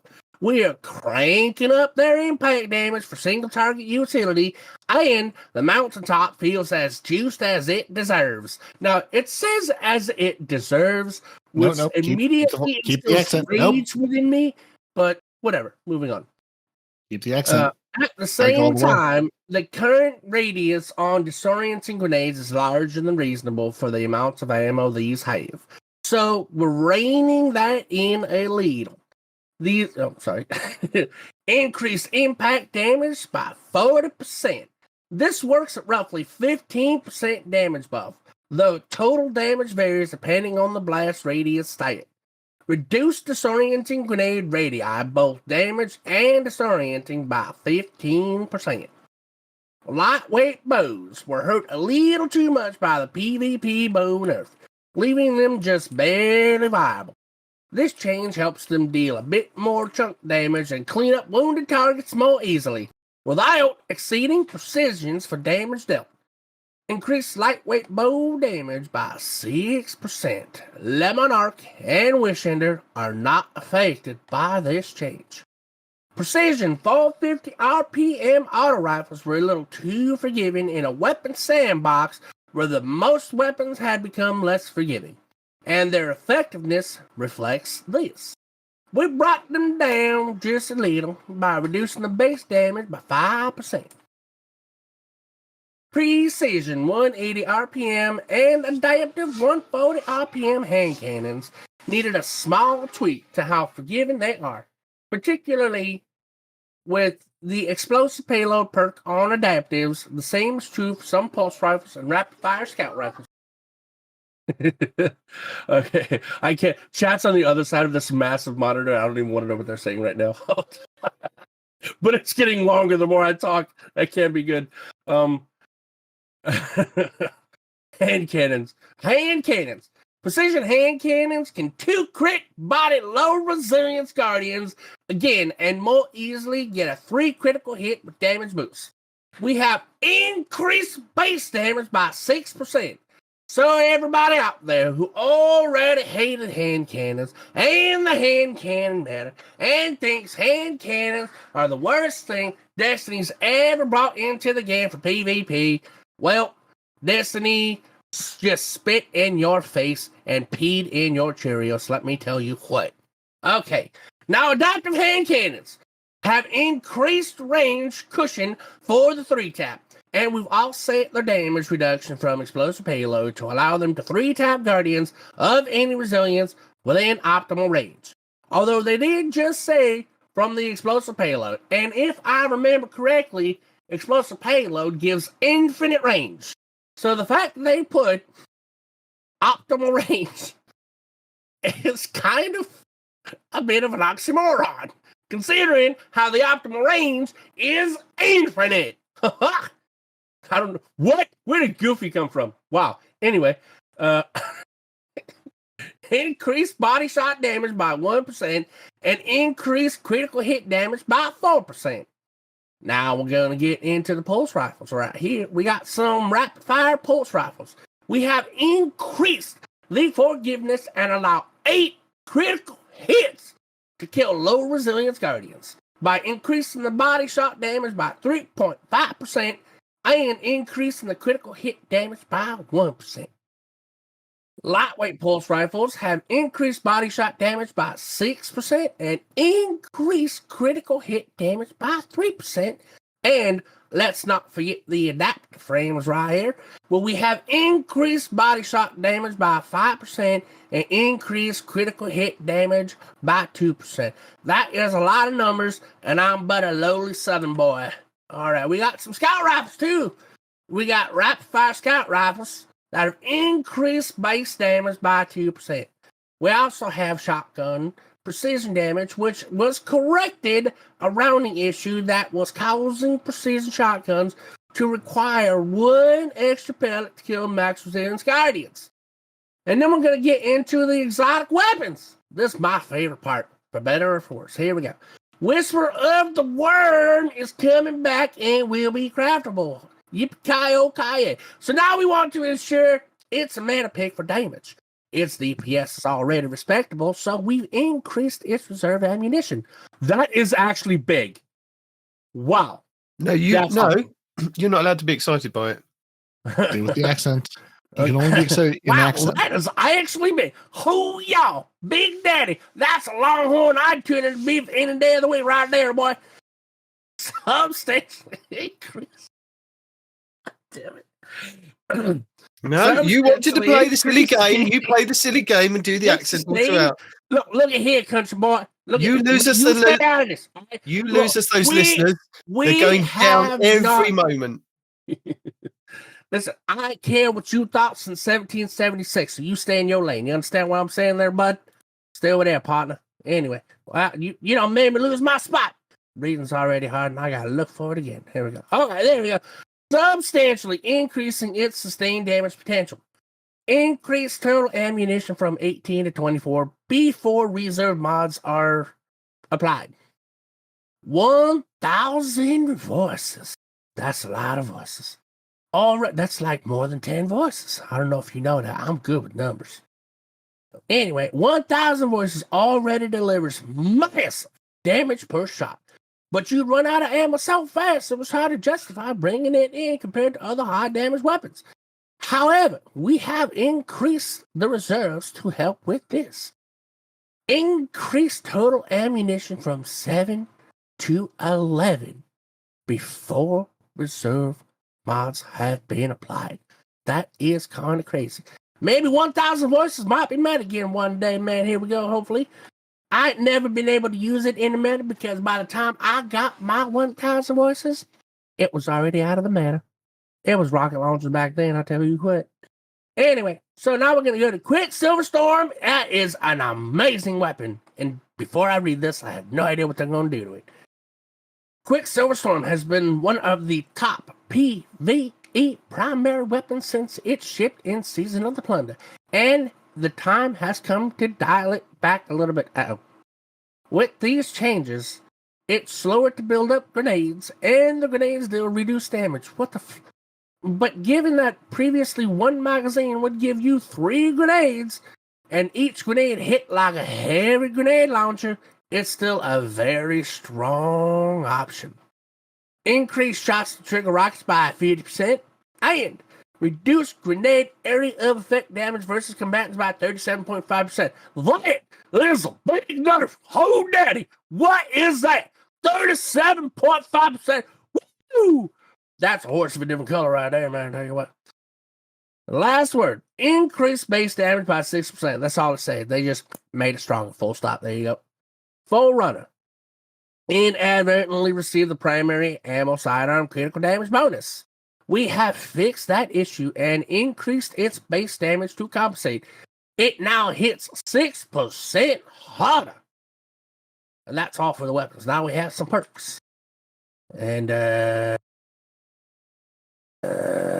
here we go. Recluse is back, along with the Master of Arms in its previous state. Wait, in its previous state? Master of Arms is coming back in its previous state? Oh my God! That's amazing. Anyway, it was just a little... No. Too much Northerner, and you cut yourself out by screaming. Go back to the South where you belong. No. Weapons is done. Read it with the commas and the full stops properly. Okay, hold on. Let me... Recluse is back. It'll make more sense. Along with the Master of Arms. In its previous state, it was just a little bit too strong. There you go. Grammar matters. It does. Some biscuit. Because you'd be telling people the wrong things. I'm now afraid to actually listen back to Southern Respawn. Just don't. Nobody else will. Right. That's fine. So Recluse is back along with the Master of Arms. Period. In its previous state, it was just a little too strong and would eclipse other damage perks because it's amazing. So we brought it down a little bit. That sucks. In this form, it's balanced against perks with similar use cases. It has reduced the damage bonus from 20% to 50%. And by the way, when it came out, I think it was like 50 or 100. I mean, it was like 100% damage.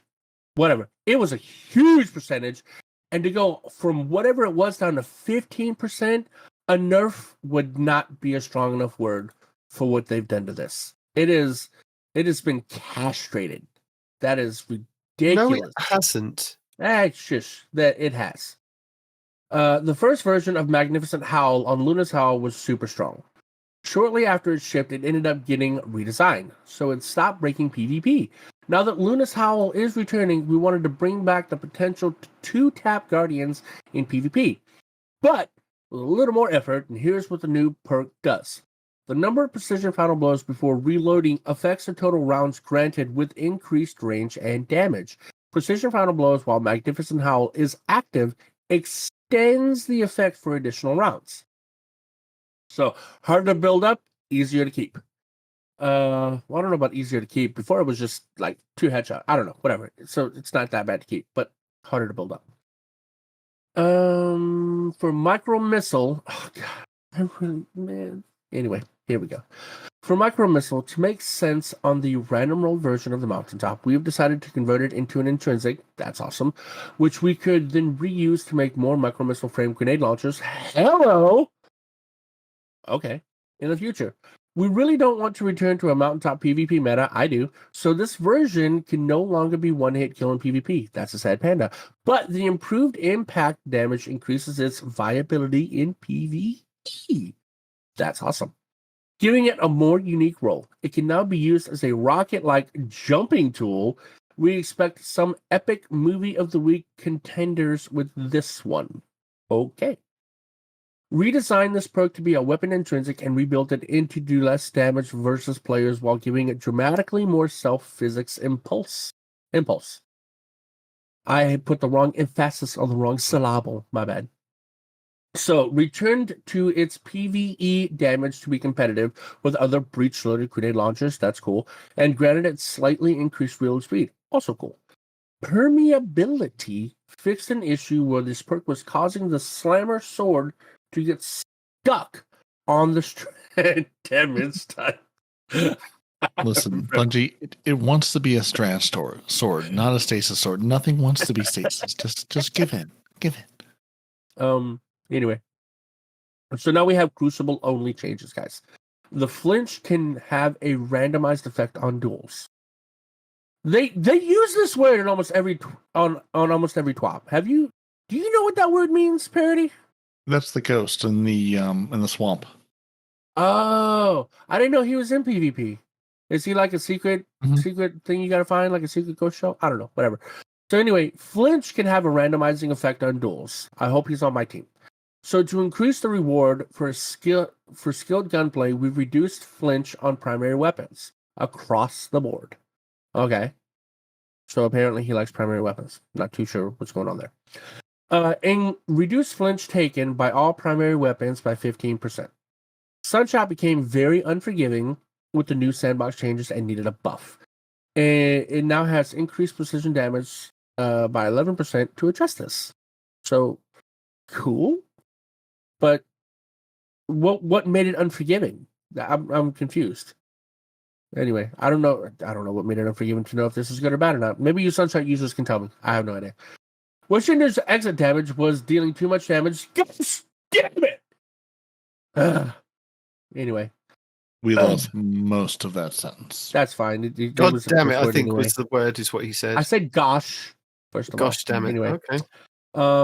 So Wishinder's exit damage was dealing too much damage, so we've adjusted the weapon's base damage to compensate, reduced base damage by 5%. I hate everyone who did this. Corrected some weapons getting incorrect ammo amounts from the meter. Corrected some weapons getting incorrect ammo amounts from the meter rewards and crates. I wonder if that was too little, too much, or a little of both. Well, I think it was a little bit of too much because, like, when I crafted the bipod rocket launcher that I have, the Apex Predator, right?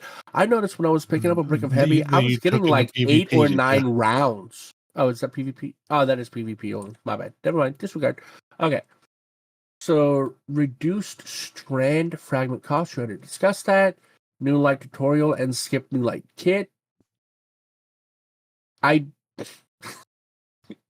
How many new lights are going to come in, skip the whole tutorial, and just be like, "Oh, damn it"? That's what I said. That's what I said earlier. Really, will I mean, having played the new light tutorial, will they be any better? It's not helpful anyway. I get that, but like, I mean, are they any worse off? Just go to the man who wants to sell you the snake oil and play his green game mode. That's all you need to know. Just ignore everything else. And man. Yeah. So as Peroty said earlier, you get 2 legendary weapons, 1 exotic weapon, 4 rare armor pieces, and a legendary class item. Subclass abilities such as aspects and fragments. In addition, the new light kit will also grant players a short quest that, when completed, will grant them a piece of exotic armor. New light kits will be available to all players. So whether you're new light looking to gear up, or a returning player looking to step into the modern sandbox, or a veteran player looking to jumpstart a new character, Ikora has you ready. So there you go. And then we've got new light experience wallpapers. And I'm not going to say that they got the 5-year-old intern to make these out of existing kind of... I'm going to say they did it with a 4-year-old. A 4-year-old intern did this with Photoshop. I did wonder a little bit. It's like you just took like the 3 class artworks and just like set them side by side on a black background with a gradient on the top, and then broke them out individually. And I'm going, well, not unhappy. Oh, you talking about the backgrounds? Is that what you're talking about? No, yeah. the entire thing. I mean, I agree with the Nitedemon assessment to a T. Yeah, he hit the nail directly on the head. Also, where's the rest of my subclasses? I know these are the new light experience wallpapers, but I would like to experience the other ones. Was that our answer for why we don't have Stasis and Strand? These are the new light ones. We don't have artwork for these that match, so we just said eh. I mean, I'm not being funny. And then just going through it and going kind of, I'm just going to put a line down the middle of the next one. So I'm like, yeah. Not a fan, Bungie. Not a fan. Just somebody messing about with Photoshop. Mm-hmm. It is certainly a thing you could do to pad out the TWAB. You just rushed the chat. I'm just reading the chat. You guys, there's something wrong with YouTube parody. You instigated this. I saw that. That is my role here. That's my job. Just like updating the default chat experience. See, Respawn, we are here to update your default chat experience. Right. And see, so we're making changes to your chat experience to allow players to connect with other players more easily by creating a more social experience. Nobody wants this.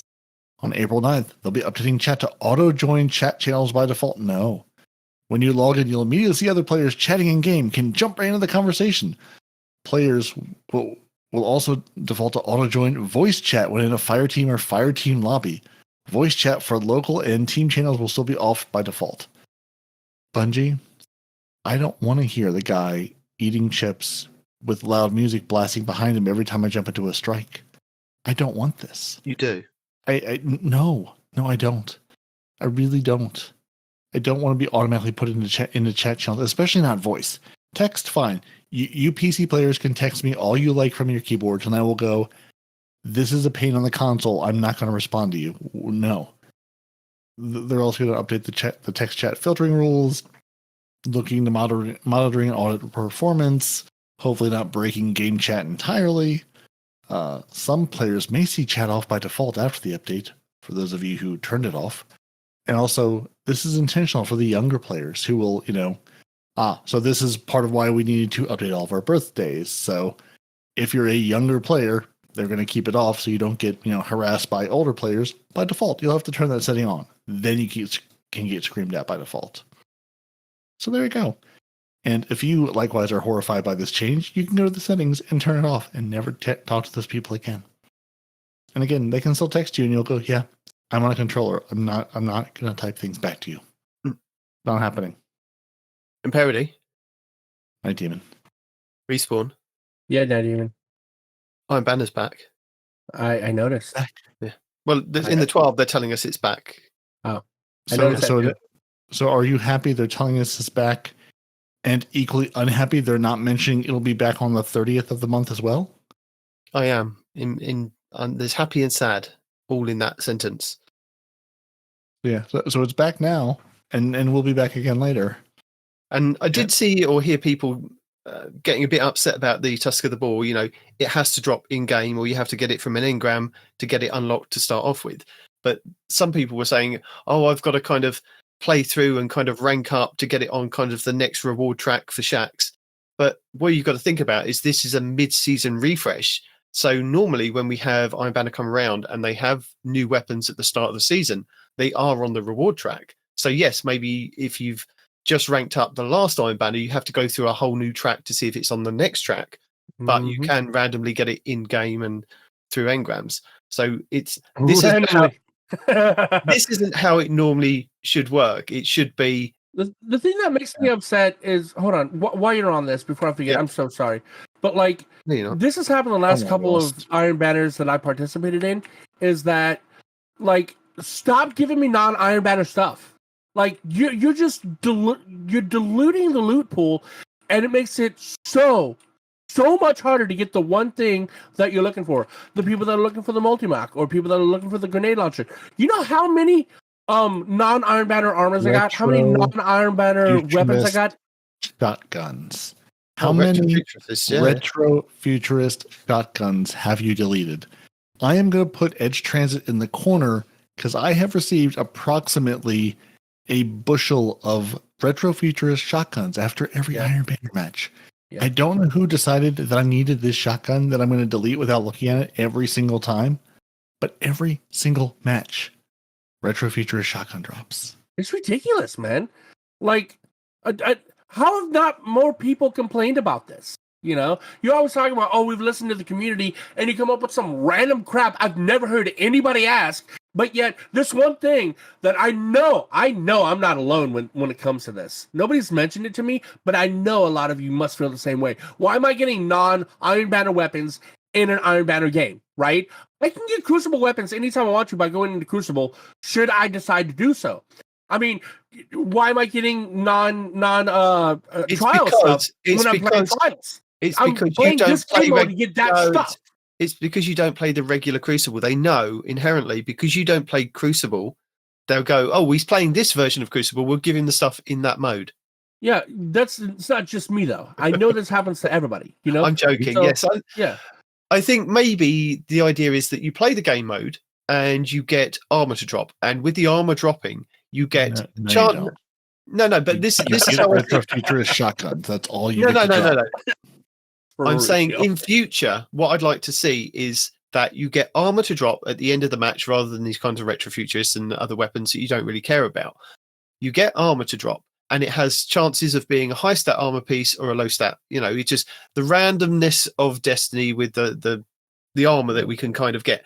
But the idea is you play the game mode, you get armor to drop, and the armor can be high stat because it's Iron Banner. So can being the keyword. Yeah, but that's didn't see any of that. You know, and you do often have the chance to get a weapon at the end of it as well. But the idea is you play the game, you get armor. Definitely get armor, and it is Iron Banner armor, and it could be low or it could be high. It's just as it comes. And then somebody pointed out in the chat that I didn't even consider. Hang on, I'm still talking. I'm sorry. Go ahead. So, but he doesn't care about you, Nitedemon. I know. Well, no, it was building on what he was saying, but continue. Yeah, so you get the armor for playing the games, and then by playing the games, you're also building up your reputation to get your engrams. So also with the idea of that you get the odd chance to get a weapon as well as your armor pieces for playing Iron Banner, you can then go to Lord Saladin and say, I want weapons, and only weapons will drop from those engrams. So you get a chance at just getting weapons from those engrams rather than kind of armor piece, and then a weapon. You know, put the armor in the actual game mode rather than kind of the randomness from those engrams, because let's face it, people don't really. You're playing the game mode to maybe get high stat armor, but not necessarily kind of keep wasting your engrams at getting 55s, 59s. You want the high stat. So to keep people in the game mode, let them play the game mode to get a chance at the armor. And then the engrams, you can either focus or they will just give you random weapons, and you get random weapons throughout the game. I think that's how they should do it. Respawn, over to you. Yeah, no, somebody was also pointing out that the Iron Banner engrams can give you non-Iron Banner stuff. They can't. They can't? Okay. Because I don't remember when somebody was complaining about it. And also there was another complaint about how if I'm playing Iron Banner, I should get Iron Banner only engrams, not Crucible engrams. No, you should. I agree that you should be getting both engrams, because you never know if you want to go to Shaxx and turn in some Shaxx to get a god roll of whatever's over there. Yeah. Or, and Iron Banner. So it's a good thing. Or when you hit 99 at Shaxx and then you say, I have to go spend some of these because this just seems silly. I was about to ask both of you that right now. Is I have 99 at Shaxx. I have no idea how I have 99, but I do. What am I looking for? Randy's throwing knife. Randy. Huh? Randy's throwing knife is very good. He's got an SMG that people like, and I can't think of what it is at the top of my head. And I'm sure other stuff, but honestly, the Randy's throwing knife is what I've been spending mine on, because that's what I enjoy. Yeah, they've been doing very well in Crucible, haven't they, with the Randy's throwing knives? And I can focus that or no? Yeah. Yes. Yeah, it's focusable. All right, cool. Yeah, I mean, again, I'm looking for PvE rolls because they can roll with kinetic tremors and other stuff, because I just want to sit back and, turn things into earthquakes. But yeah, it's good fun. That's a good way to live your life, Peroty. I like that. I like that mentality. If you can't stand up, you can't fight back. So true. It is the Unending Tempest is also another. It's a primary submachine gun that people like for PvP. If you're, again, because we're sitting in hand cannon land, Survivor's Epitaph can be fun. Can have some good rolls on it again while we're in this silly hand cannon nonsense world. Yeah. And again, and Out of Bounds can roll with some, good PvP rolls on Out of Bounds. What's that? Another SMG, Arc SMG. SMG. Yeah. And I've been getting killed by a lot of autumn winds, this Iron Banner. The pulse rifle. It's pulse rifle. So apparently there's some, either people know how to use it, or there's some good rolls you can get on the autumn wind that I've been murdered by. Hey, you know what the shotgun is you can get though? Respawn? You know what shotgun is? You can focus in case for some reason maybe you hadn't seen one. Awesome. It's available to you. You could do it. I heard it's a good shotgun. I should focus that, right?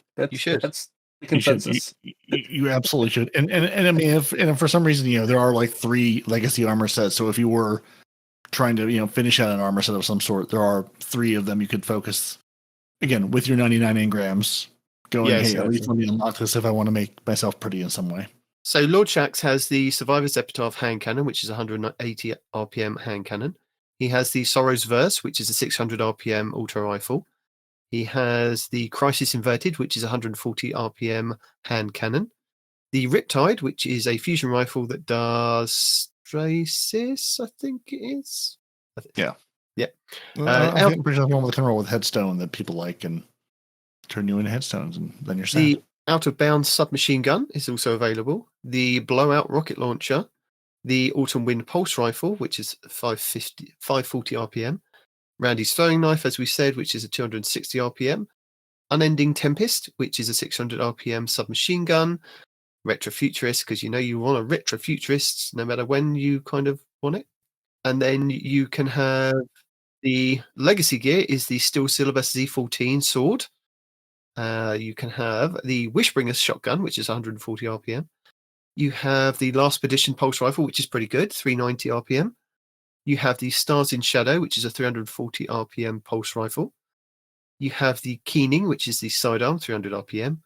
And the Frozen Orbit Sniper, 72 RPM with a 90 impact. And then, legacy gear of different things.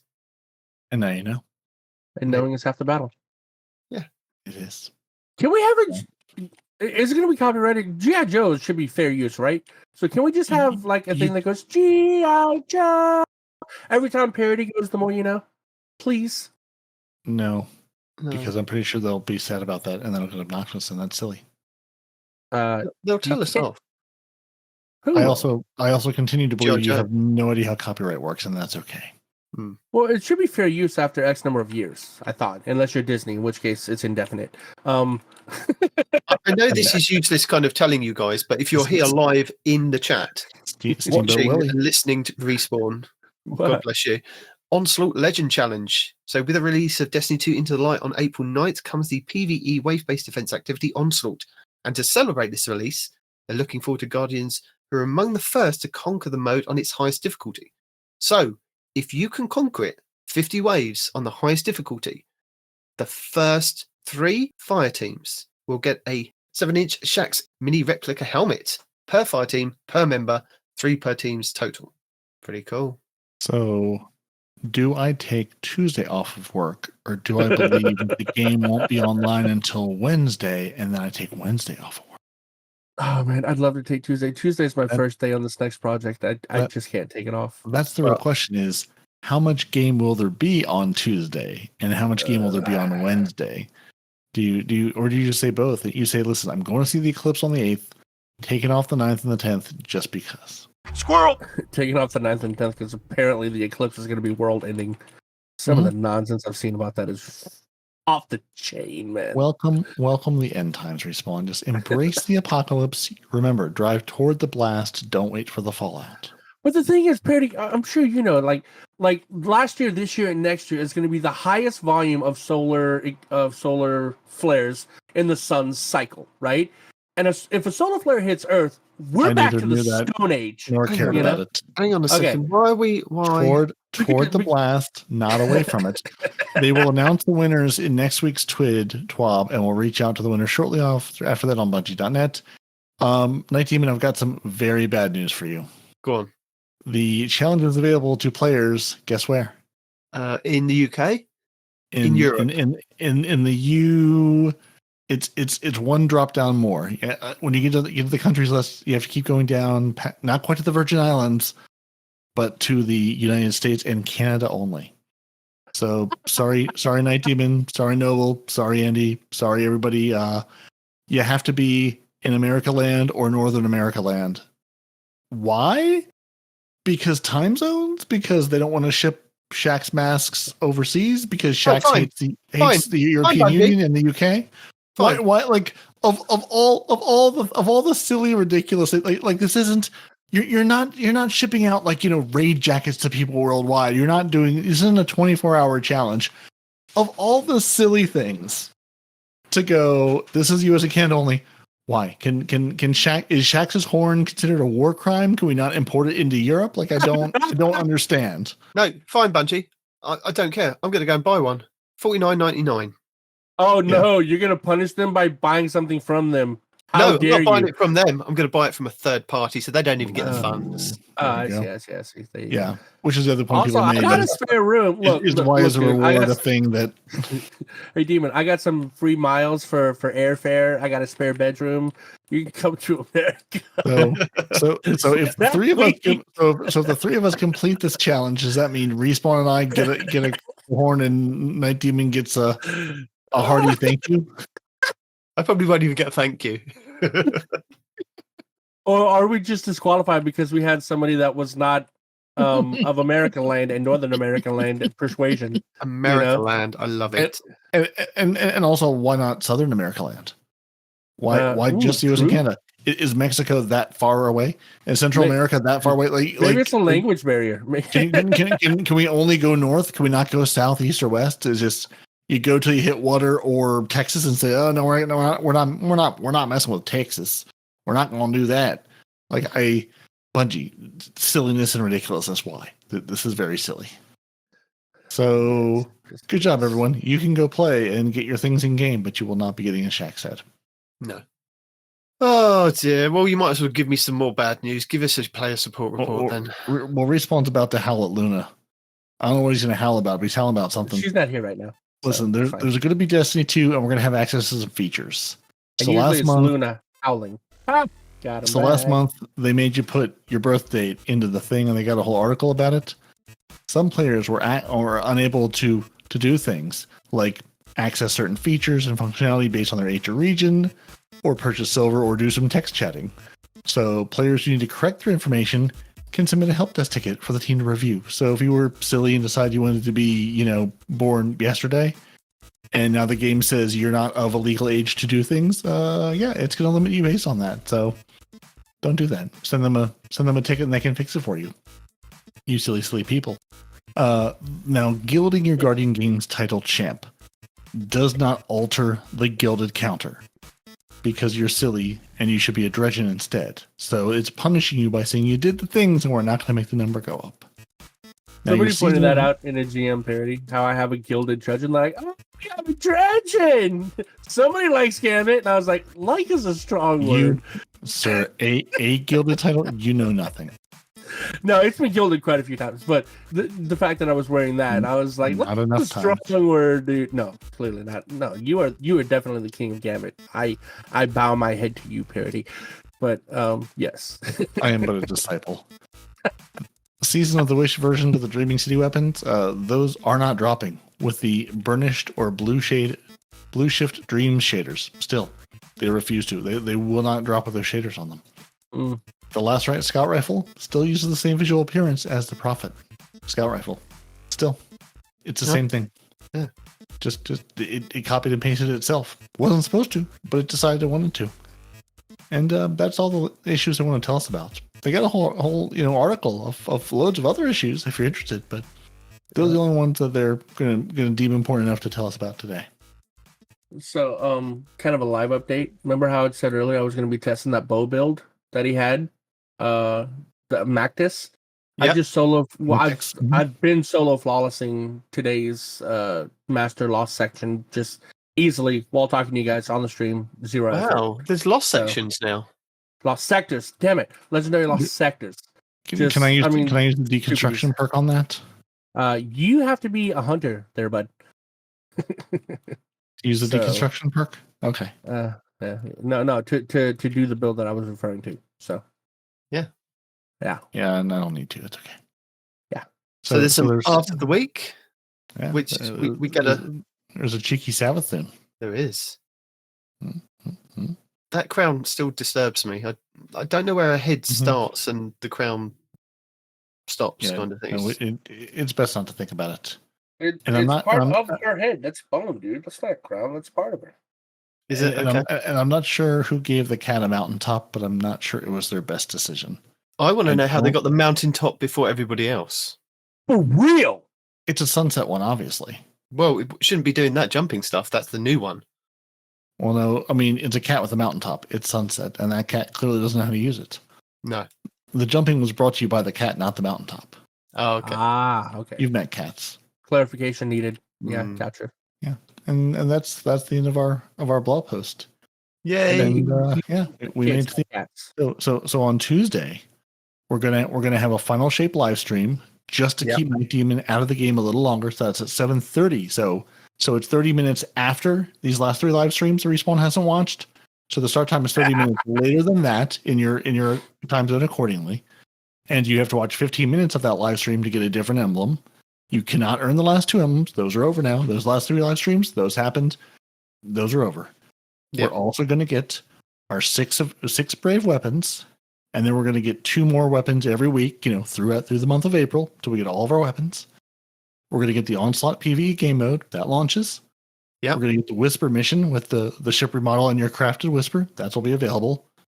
Your fancy new armor set. Your new Shaxx social space. Your new light story and skip options. Your unlimited Guardian re-customization to fix your faces. And your Bungie name change. That's all coming on Tuesday. Huzzah! Respawn. What?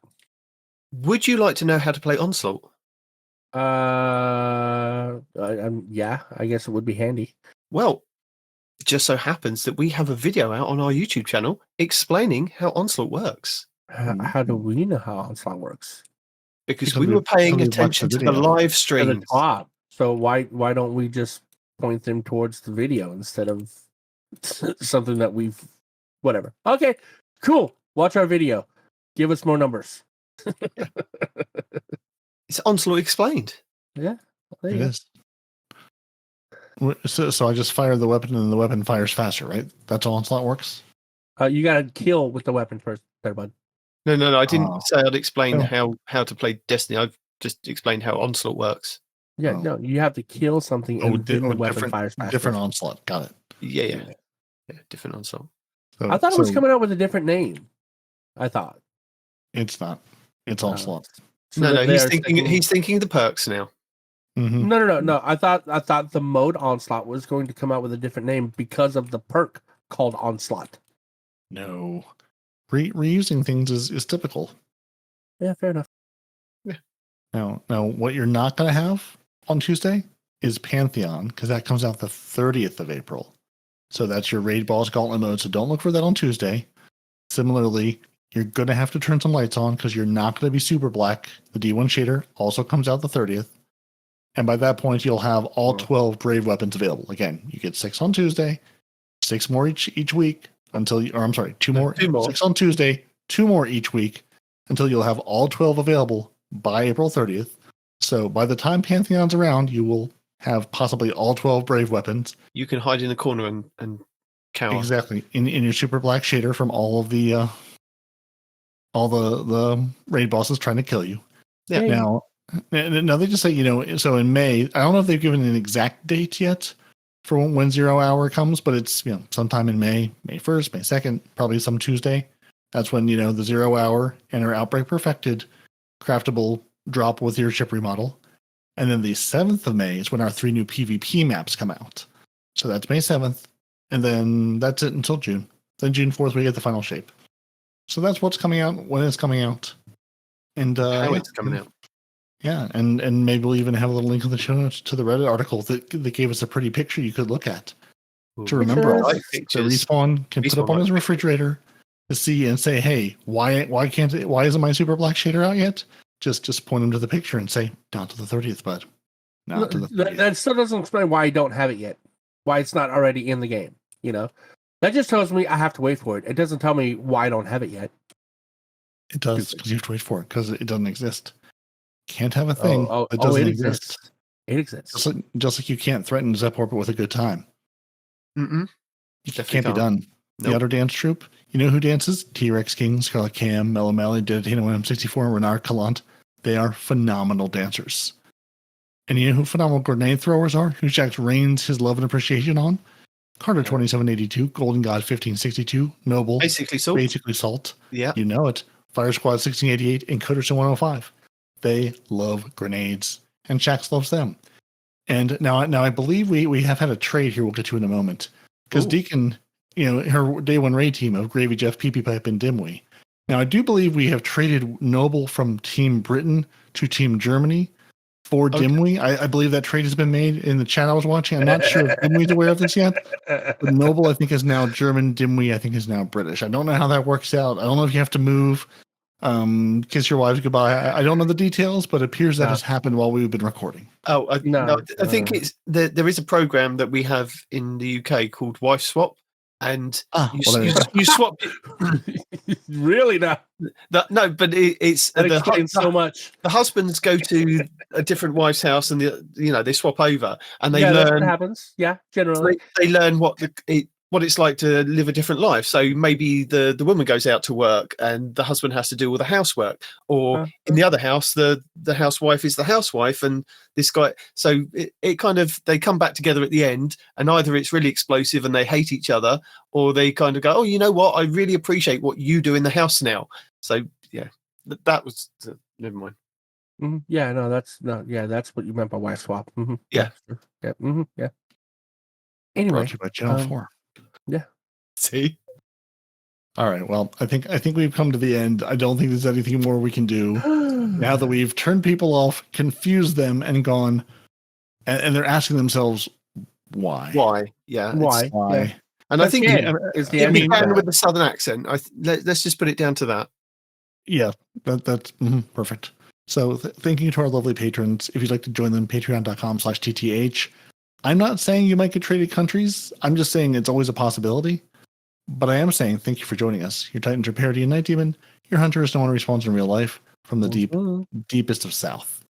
We're on YouTube, Twitter, Instagram, Facebook as Two Titans and a Hunter. Email the show, twotitansandahunter@hotmail.com.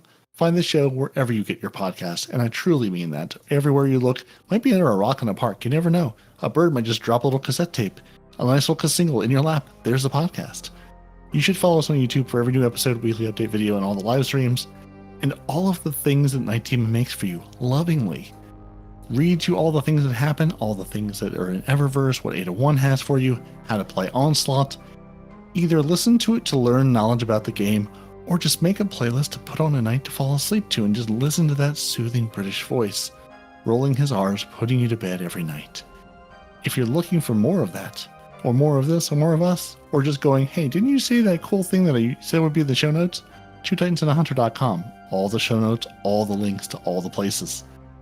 And if you'd like to join our Otter Dance troupe, be threatened with good times, throw more grenades, and possibly change your country of origin, patreon.com/TTH. If you're looking for more casual encounter, coffee.com, that's ko-fi.com/twotitansandahunter. And if you want to watch this beautiful, glorious train wreck in real time, twitch.tv/no one responds in real life. I would agree to that. And if you want to go to twitch.tv/twotitansandahunter, you'll see different things involving gameplay and British men and Destiny. So yeah, go there, hit the bells, hit the follow, go to YouTube, hit the bell, hit the follow. I probably should look up what our YouTube name is, but really just like Two Titans and a Hunter in, look for lovely neon dragons, and you're good to go. That's all you need to know. Yeah. Who need to dress this when you have a search box? You're good. British man, Southern man. Any closing thoughts? Any advice for the people as we go into the brave arsenal and endure the onslaught of people, trying to take our glorious little machine away from us? No. Oh, except for Deuces. Bring on the onslaught.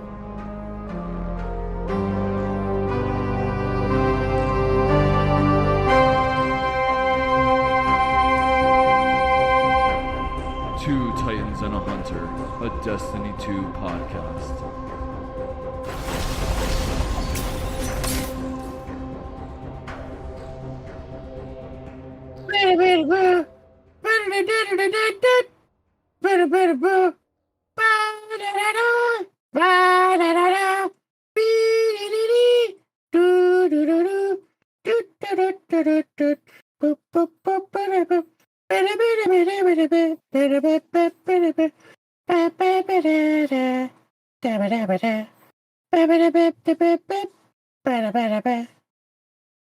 What is this? What is that?